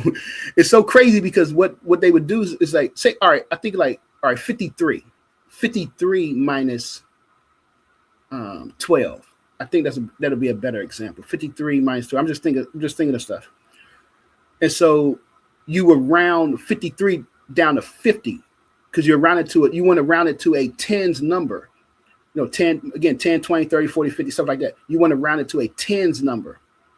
And Common Core. Yeah, Judy put it, this is the Common Core math joint. So you want to round it to a 0 so you can see where it's easier to subtract. What did I say? I said 53 minus. Damn, I forgot. 53. But it's the steps. It's the steps. They do it. All these extra steps is you said 12. 53 12 minus okay. 12. 12. So you round it down to a tens number. 50 minus 12, and that 10 take away 2 is 8, and they just have to cross out the 5, you make it that 4. You draw that 4 down. That 4 minus 1, is 3. The 4 minus 1, it's 3, right? So they could get what 50, and then they have to add back the number because you rounded it. We rounded down to the 50 from 53 to 50, and they have to add back that 3 to get 41, something like that. But for me, it was like, it kept saying like, what the hell? Just tell them to just subtract, just basic subtract. I would just tell them, I started off because you don't start off with the double digits. You start off with like the single digits, like 10 minus 7, 20 minus 7, stuff like that. And so I was just like, put up 10 fingers, take away 7. Put up 10 fingers, take away 5. But once I showed them that, and they understood how to just basically subtract, like we did. The problem came in because they have to do it on a laptop today, and the laptop, when they're doing it online, the iReady joint is set up so they have to do it as the Common Core sets up. So they can't do the 23 minus 12. They just can't do it directly. They have to reduce, round it down to 20, and then all these steps into it. So some of them get confused with it. I mean, it's not that confusing, but some of them get confused and they get lost with it.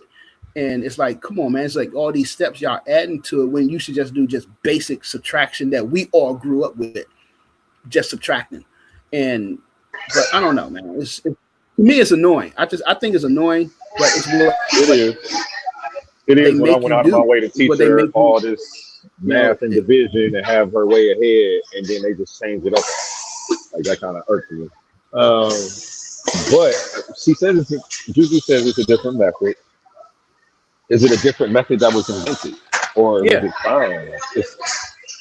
And so each method isn't. So yeah, it's just a different math method being invented. Nobody invents the method, or is it just like somebody had to come up with it? Even if it works and it's found in nature, I don't know. And that's why I said I have to look more. No. So I don't want to be semantic. With because just because they find it in nature and like doesn't. I don't know if that's invented or if that's discovering. So I'm going to have to actually just look into this and see what the philosophers are saying.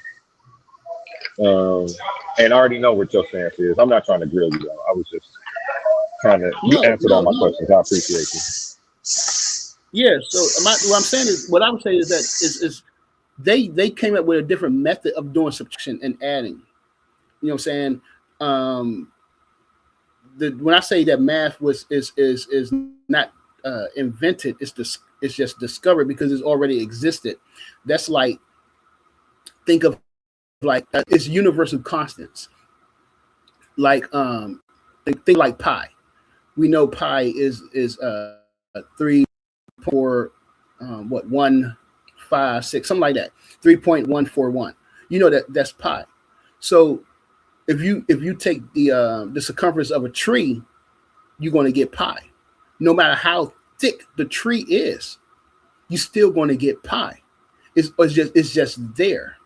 So you're not inventing anything. It's just there. You're discovering it. It's there.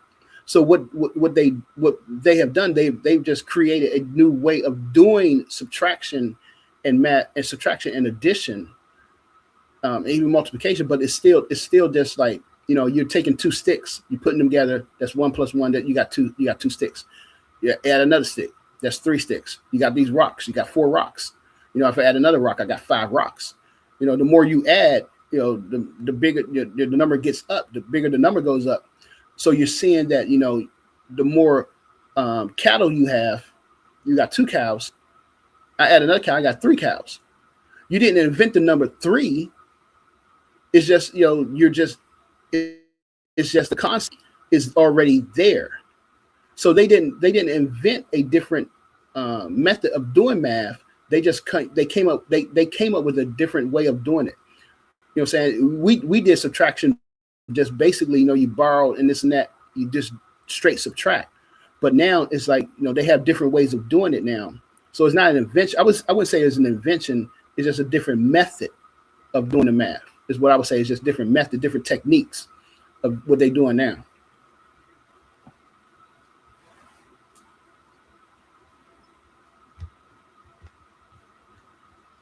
GD Capone was good.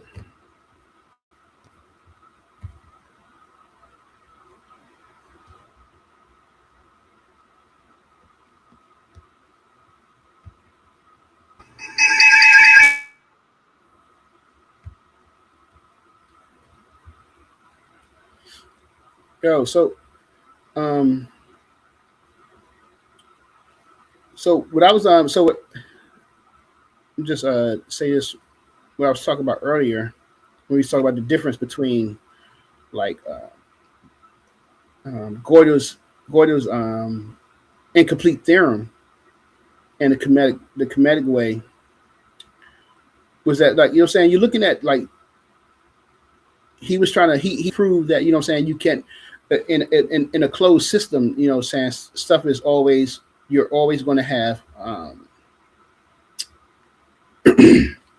there's always going to be this uncertainty in a closed system. And so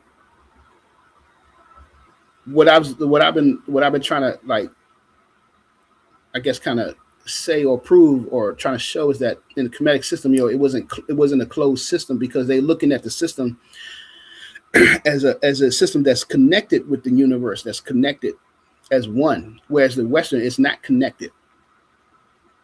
You know what I'm saying? It's a purely abstract mathematical system, and it's like it's never complete. So that I think that's the difference in some of the things that the Westerners, how they are looking at the doing mathematics and understanding it. The separation of mathematics from the physical world.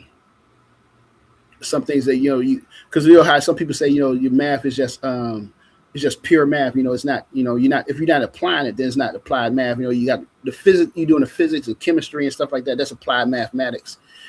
The foundations of physics and stuff.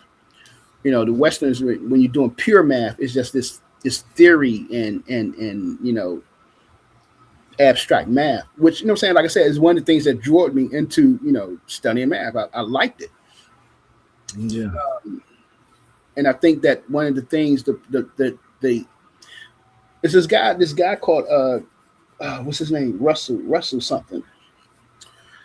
Russell, he had the paradox. He came up with a paradox theory. Russell's paradox. I can't think of his first name. But he was saying like the rules of abstract mathematics, it locks you into the system of logical thinking. The system,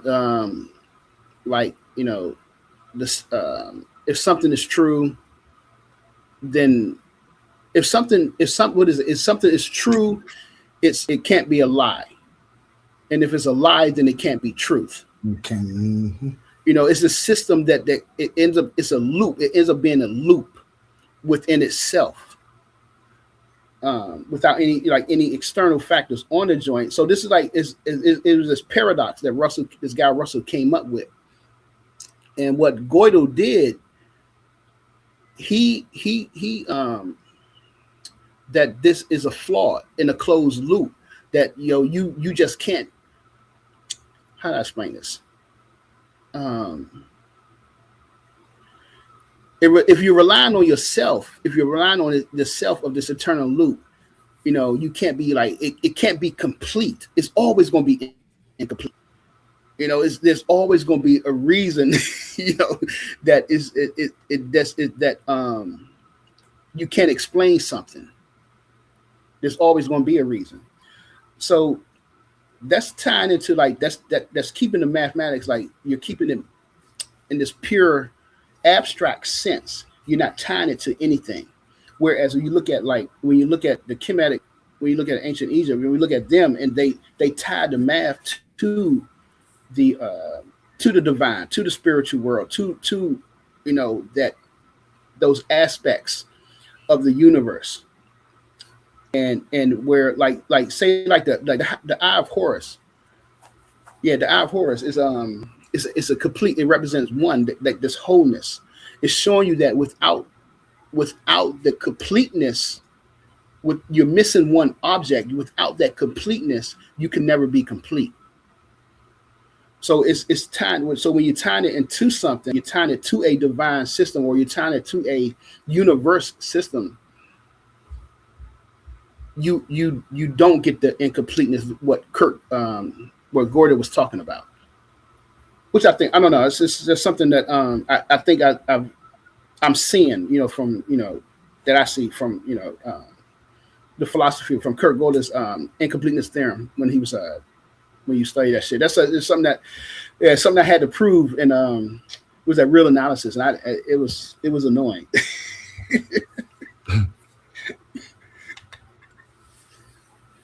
So Hurt, would you say is mathematics to me, if I was African, if I was does mathematics seem like Mayat speaking to you? If you know what I'm saying, I don't wouldn't say. I don't know how to. I don't. Yeah, because I don't want to say speaking, but showing you. I don't know how to. Like, is that your answers? The mathematics is the answers. That. So for me, one of the things I tell you, one of the things that I'm working on, that I'm trying to prove, that I want to prove, actually, I want to prove, is Ma'at is a universal constant. So that's something I want to prove. So I want to get into. But speaking to you, I think that they try to show was that math is connected to the use. It's not just like the numbers are not just abstract by themselves. You know, there's this connectionness to the system. It's physical as well as spiritual, as well as divine. You know, as they I think one of the things I guess I could show, I could talk about is the was it Asar, Set, and Haru. Damn, I can't. I'm trying to remember. I think what Asar was Asar, Set, Haru, which is a 2. I want to say 2, 3, and 4, right? 2, 3, and 4, because they were the for the what's the Pythagorean theorem. The Pythagorean theorem, what is the I'm trying to think of the numbers, the 4, 5, 6 triangle. Yeah, the triangle. So they made up that triangle. However, they just weren't abstract. They just were the divine concepts. They were the numbers that go along with it as well. Oh, okay. I see what you're saying. You know what I'm saying? So the 4, 5 triangle is Asar, Set, and Haru as well. Not just, it just wasn't just, you know, regular. You knew the divine concept. And let me say this. So when people say that were the gods, were their, you know, nectars, you know, real or literal, you have to understand that not for everyone, it's both, because it depends on your level of knowledge. You know what I'm saying? Like I said, that not everybody knew this. It's stuff that you had to be initiated into. Right. Not everybody was learning this stuff. So the priests understood it. You know, those Obadalas on that level, they understood it. But, you know, the average person, you know, the cattle driver or the shoemaker, you know, they may not understood it on that level. However, you know what I'm saying? But the Obadalas did on that higher level. They did have that understanding. So when you get into where the people just, you know, where they do the gods literal, they look at the Netarus as literal beings or, you know, abstracts. It was both, and it depends on who you were talking to, because you can't, you know what I'm saying, you can't talk to a Batala and say that, you know, these were actually real people, because they'd be like, no, they'll break it down for you of why, you know, these are concepts in the universe that we are representing in this form. You know what I'm saying? So yeah, so it was the numbers weren't just abstract. It was something that they tied to the from my understanding, it's something that they just tied to the universe and to their geometric structures as well, to try to explain this connection with the physical and the spiritual. So I don't know if I'm making sense, but no, you're making sense. That's a nice venture to walk on. If you find out that that's true, it might change a lot of outlooks for that. Because I can see that concept right there, representing the numbers for that triangle. And only like the priest would, or the main people would know that. Yeah, because, you know, and you know, today, you know, we talk about mathematics like you know, just like I said, it's just an abstract concept. You talk about it as it's in a vacuum. You know, it's not tied to anything until, you know, physics catch up. And that's one of the things that what's her name, Sabina Hossenfelder, you know, the German math physicist, theoretical physicist, she talks about in that book. I talked about it before. Lost in Mathematics, yeah, where she talks about, you know, the you know, physics is like, today's physics is basically stalled out. It's like, they ain't coming up with nothing new. And basically, they ain't coming up with nothing new because all the advanced mathematics, they don't have a way to apply it yet. Yeah. You know what I'm saying? So that's the reason. It's like, it's like abstract algebra is one that it's now abstract algebra today is one of the requirements for people to get your degrees of physics at some universities, because for ring theory and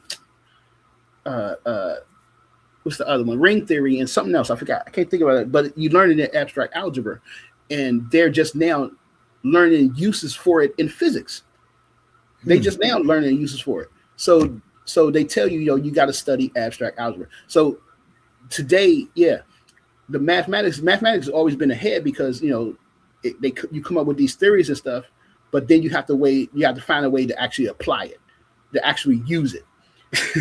Right. You know what I'm saying? So that's one of the things that when you think about when they say you can't prove the spiritual, you can't prove the spiritual realm, but we know mathematically you can prove the spiritual realm. However, physically you can't prove it yet because they don't have the technology to do it. So you said mathematically you could prove what? The spiritual realm. How? So Explain because the spiritual realm is so this is my what is it? My interpretation, I guess I would say. For complex numbers are only mapped to higher dimensions. They do not. We live in the third dimension, and when you map in complex numbers, they do not map to our dimension. They can only map to the fourth dimension and above. So I make the claim that the fourth dimension, that is the spiritual realm. So if you could prove mathematically that you can map them to things to the spiritual, to the fourth dimension, you're mapping things in that spiritual realm. That's what I'm calling the spiritual realm. So Michael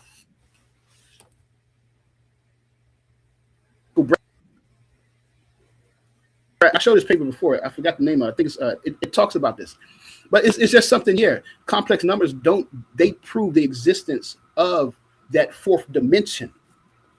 They only map to the fourth dimension. They only map to higher dimensions, fifth, sixth, seventh dimensions and stuff like that. So just because we don't have the technology to prove it, to show it physically, it doesn't mean it exists. It does not exist.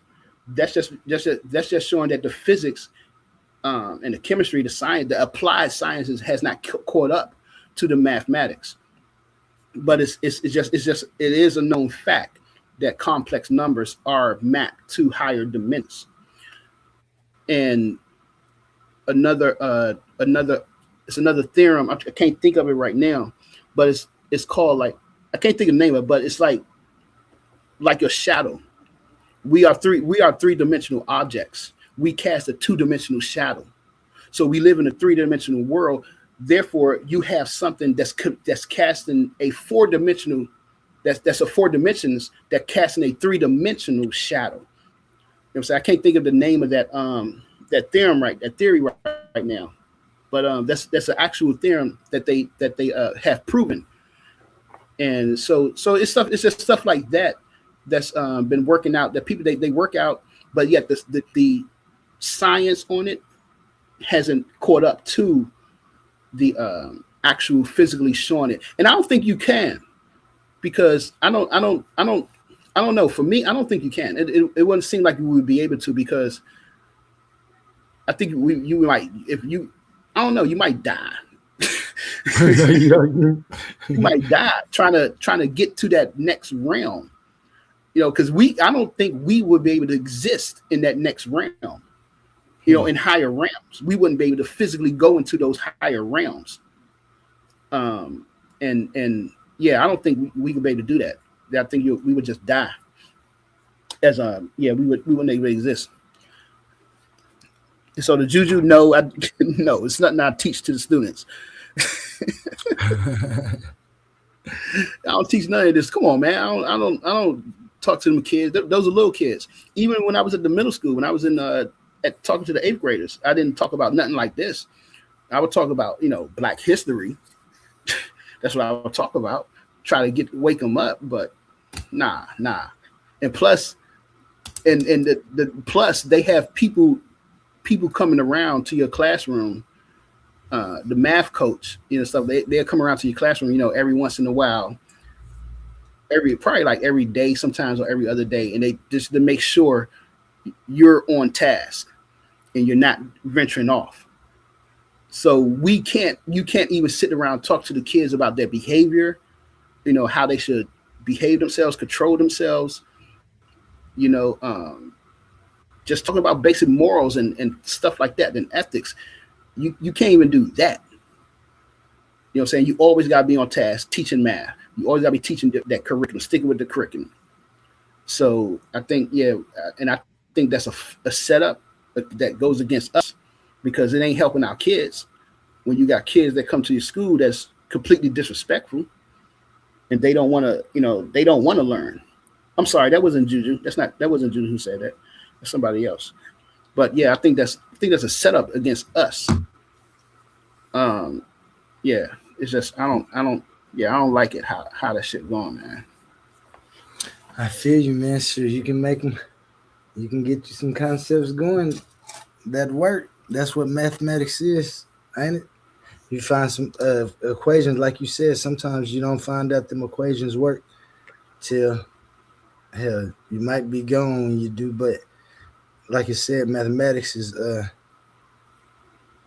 true. It's the best. It's one of the best technologies we got when it comes to advancing development of technology. To me, I hate to say it like this because people start trying to call you pseudo and stuff. So I got to say my words right. In my opinion, it seems to me that if the universe could speak, to me it's speaking through mathematics and science. And when I ain't gonna say speaking, I don't like to say speaking. It's it gives a layout. It gives a mapped layout of, like, when you question something, you put an equation together, and if that equation meets, you know what I'm saying, what you asked, then you can go on using that equation to do other things. That's what we find out about mathematics, right? The advancement of mathematics. Yeah, right. Yeah, it's like you said, the universe. You could say communicates. Yeah, thank you. Yeah, that'd be a better way to say it. Through numbers and the math through numbers, because like that the video, like you played a video that showed that what was it, the phi and the golden ratio is all throughout the galaxies. It's all throughout the galaxy. So it's communicating with us, letting us know that there is, you have this common ratio. You have this something that's common all throughout the universe. Another thing that I talked about was what's called the fine structure, the constant, which is a number 137, or 1 over 137, that is found all throughout the universe. And if you see it, you understand that there's intelligent life. There was a PBS. There's PBS. I played this. We talked about this. I played this. There's a PBS. Just short video on it talking about the fine structure constant. And if you want to communicate with alien life forms, what would you send to them to let them know that you're intelligent? You can't send them a letter or something, some words, because they don't know your letter. You can't send them a metric system, something in unit systems, because they don't know our unit systems. But the fine structure constant is the only thing that's right now that we know of that's unitless. It has no units at all. You know what I'm saying? When you calculate it, put it together, all the units cancel out, and you just come up with 137. or 1 over 137. You just come up with this number. So he was saying, the guy was saying that this would be the number that you would send to an alien civilization that is advanced, so they understand that you also are advanced. And then, you know, saying you go into other stuff like DNA and all that stuff. You always you would talk about this, but you know, those are that's a constant in the universe that you could communicate, and the universe is communicating with you as well. That you're like, hey, you understand this number? You know, this number exists. It is what is it? The final structure is the ratio between the Yeah, we got to set that one up, bro. I don't atoms. You know, the atoms. You said enough now. We're going to have to go ahead and set this up. I got you jumping out the tree. Yeah, I'll take it was invented if you want to take it was discovered. Okay. 'Cause I hear you talking. You know, it don't sound too solid.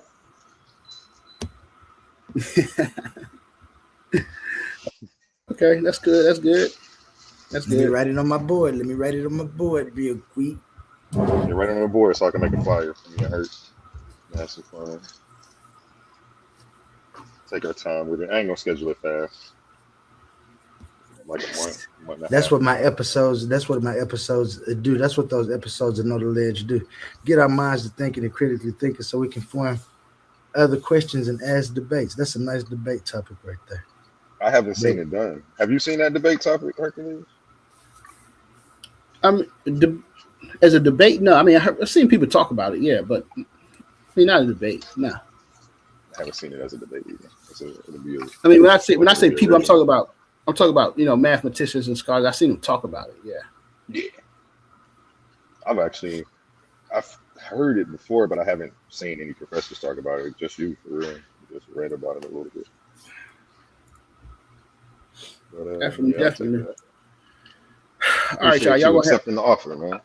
Yeah, I ain't gonna stay up. Y'all keep me up, and I end up calling in tomorrow. Oh no, don't do that, man. Go get that money, man. I'm at work right now. Thank you, Herc, job on top of everything else I do. Thank you for coming up. I appreciate you so much, man. Appreciate you, man. Have a good night. Yeah, we gotta get that flyer ready, man. I think I got me one. Yeah, it's a nice old debate right there. I think I got me one. Emmanuel left. They in there? I think I know. Which was a fire topic that you came up with. Next week. Well, you didn't, that you picked. Yeah. And your presentation was nice. Yeah, I'm getting better with them now. Getting my thing up, man. Get some information out. Like I said, my Know the Ledge shows is to get the mind thinking and exercising like they was talking about. And speaking of mind exercise, I beg to differ, Jay Snake. I beg to differ. You'll see on debate day. Different type. Now everybody better listen up. Better cut it down. Even when life try to press you down, turn your frown to a smile. I make style just to lift you up. We can ran everybody off the panel, man. I start talking about debates, everybody drop. Man, they scared of A1. That's crazy. I like it like that. Run and hide when I pull up. That's what you do. Run and hide, y'all.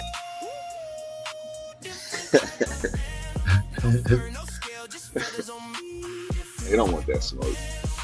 Coming out of retirement. Me and Gigi and Capone getting it in August. Yeah.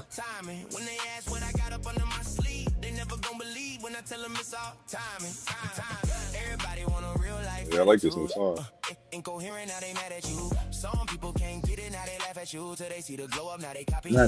you can end the show if you want to. I mean, it's like 18 people in here. Somebody hit that link and talk about some science. Yeah. What you know? Anatoly and Quantum is only looking for somebody to challenge him on his own philosophy. Everybody running from this one. I'm about to start debating quantum only in my life. It's a nice tool, man, if you like to debate. And you're gonna end up thinking Like I said, I think it's mental exercise for me. Made me a different type of animal. Different type of animal. I was playing that all morning. Definitely was playing that your song all morning. This one right here? No, different type of animal. I'll be working out to that song every day. It make me feel like a different type of animal, like I'm in beast mode when I'm in the gym. And when I be running, I ran 2 miles, then I hit these steps. With that song on repeat. Yeah, I got some nice little tracks. Don't be all books and no workout now. You gotta diversify the hours of your day. Make sure you working out your brain and your body. Yeah, I definitely. Don't let me be the only one in shape. Pop and top this and catch up. You definitely know that. Get mine now. Yeah, we bringing it out. Y'all watching me. Better watch the crowd. Yeah, man. About to eat this. Play a couple more songs and then this stuff. Nobody want to cover up his type or something. I'll play a few of my old. Drop that link again. It's probably lost in the chat.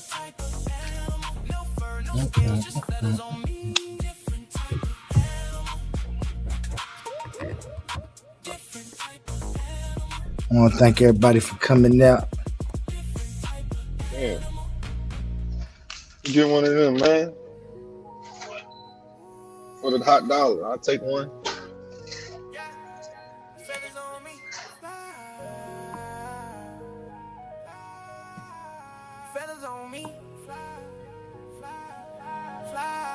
The wool remove this wool I see. No fur, no scales, it's feathers on me. The wool remove this wool I see. Different pace, out of space, ain't no catching me. The wool remove this wool I see. No fur, no scales, it's feathers on me. Who you talking about? Whole squad floating when we walking out. Feathers, bro. In my mind is treasures, bro. Homie, that's the name of my mind because we make dough. And we run this thing so they move when we say so. Click full of soldiers plus we move and we're halo. My nephew got the sauce, this the better than mayo. Why I stay the same, I just build like Legos. Tryna shake the game till it thick, that's like Play-Doh. Ice cold smooth cat with a milkshake flow. You say she a bad one, I call her a bimbo. People disrespect and get it poppin' like a pimple. Skinny dude, but my presence wider than a hippo. Why y'all call them challenges, these thoughts are simple. Docked at the game, watch a player operate. Bringing major pressure to these people cooperate. But we not the same, feel like I'm from outer space. Why you in my lane, I'm moving at a different pace. Black out like my dude pace. Stay smooth like my dude chase. Hot but I'm cold, y'all still, y'all been late. Rest of this rap thing, you should probably say sensei. The wool remove this wolves I see. No fur, no scales, it's feathers on me. Feathers on me, feathers on me, feathers on me. The wool remove this wolves I see. Different place, out of space, ain't no catching me. Who said what? Talking like you know the answer, but you started late. Too late. Feather fall. Bounce when the bass collide. Man, I'm a thoroughbred winner and you been a fake. You just a TV, then into a dinner plate. Messing with this top shot, you already knew your fate. Grown folk businesses, so you already knew your place. Feeling paid in full, feeling like a dude ace. People getting out of line and they're getting body chased. Cause when I make a move, so I never catch a case. Baby, I can make it flood, these other precipitate. Ain't no applications to the squad, we initiate. They just wanna be around, trying hard to imitate. You folks your pansies and I've been in A. Running back, vision, see the whole antenna trade. Talking like you know the answer, but you started late. Who taught you the game? Who you walking with a broken state? I'm shaking worlds in my mind like it's roller skate. One man doing everything while you overthink. Track a ball trade, still better than your one lane. Rate to be what the bars, bet the whole thing. Feathers on me, now the whole club know the name. OLE, different type of heart in the game. Yeah, different pace, different mind, different grind, different time. Fly.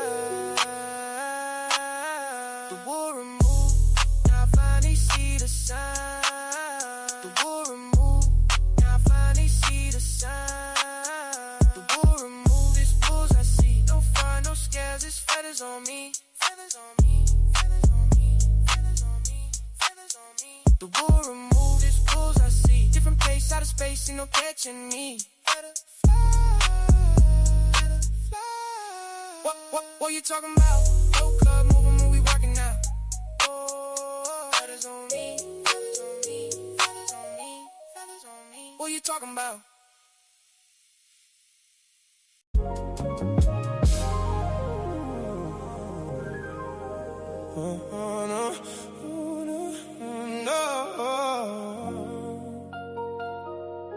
The wool removed, you wolves I see. No dogs, no snakes, it's feathers on me. This time, let's start. Hey.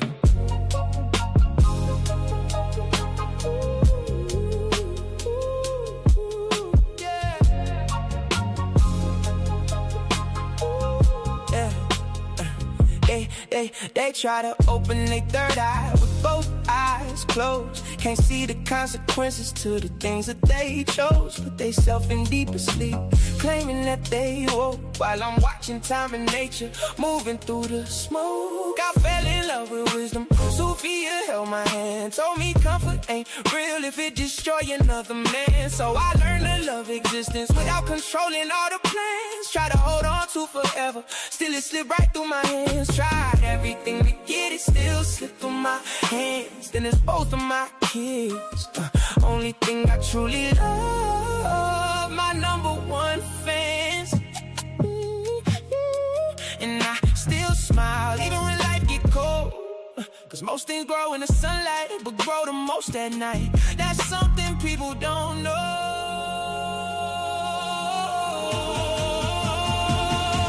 I'm more fighty, I'm more. I love time because nature gave me something to adore. I'm more fighty, I'm more.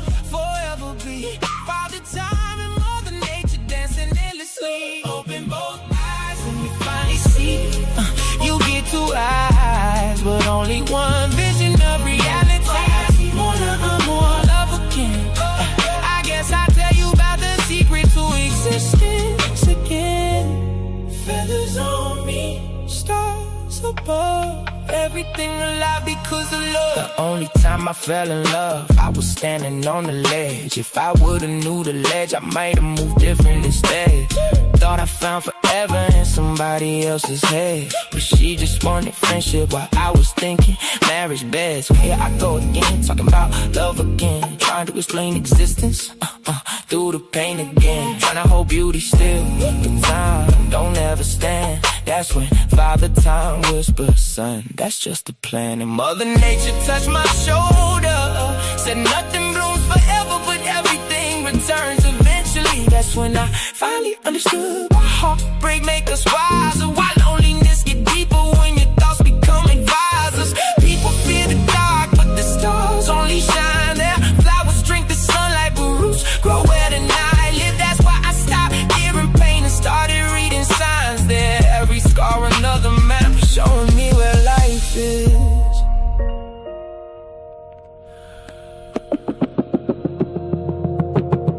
Time and nature had a face, I don't think they look old. Probably young forever, with eternal souls. Little kids with galaxies inside their pupils glowing gold, running through the universe, laughing while creation unfolds. Not gods on thrones, not witches casting spells, just the endless interaction that make existence itself. One gate sequence, one gate shape, and together they became every heartbeat, every ocean, every memory, every name. Beauty and the beast, light and dark, love and grief, that's the balance. People call it contradiction, but I call it understanding. Cause I love time, cause time gave me moments. And I love nature, cause nature let me hold them. That's why I cherish every second, even broken ones too. Cause without the hurt and healing,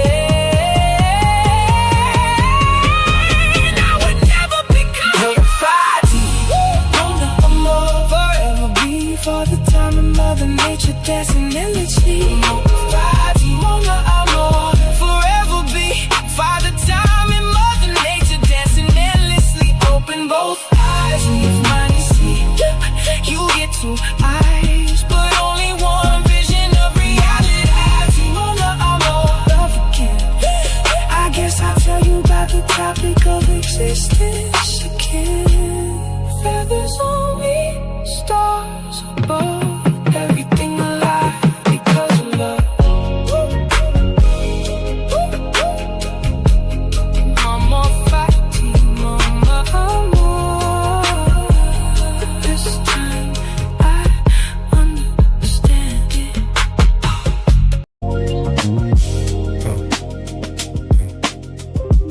talking to? Who said what? Who taught who? Who built the frame that you looking through?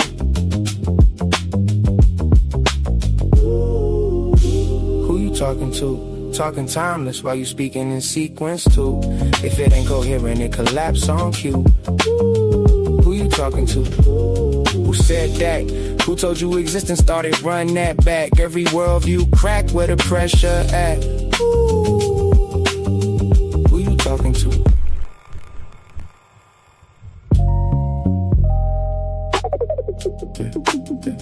Who you talking to? Who said what? Who taught who? Who built the frame that you looking through? Who you talking to?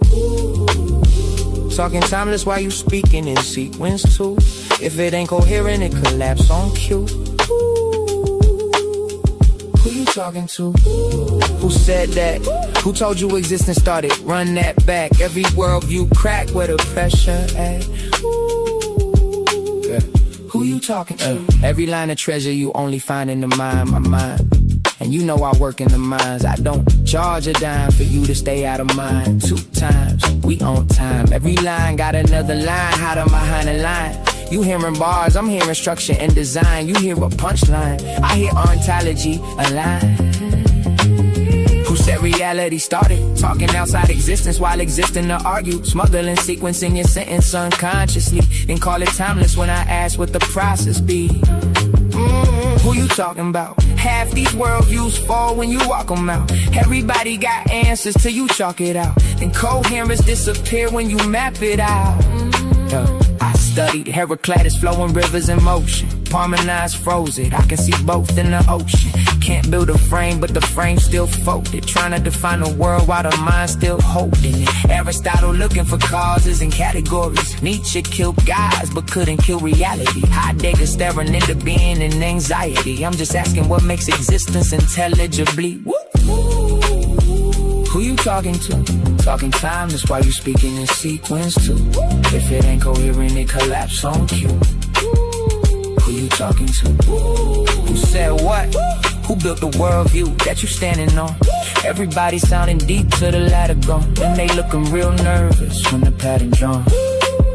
I slept these haters in they face with this one. Shh, wait, I missed one.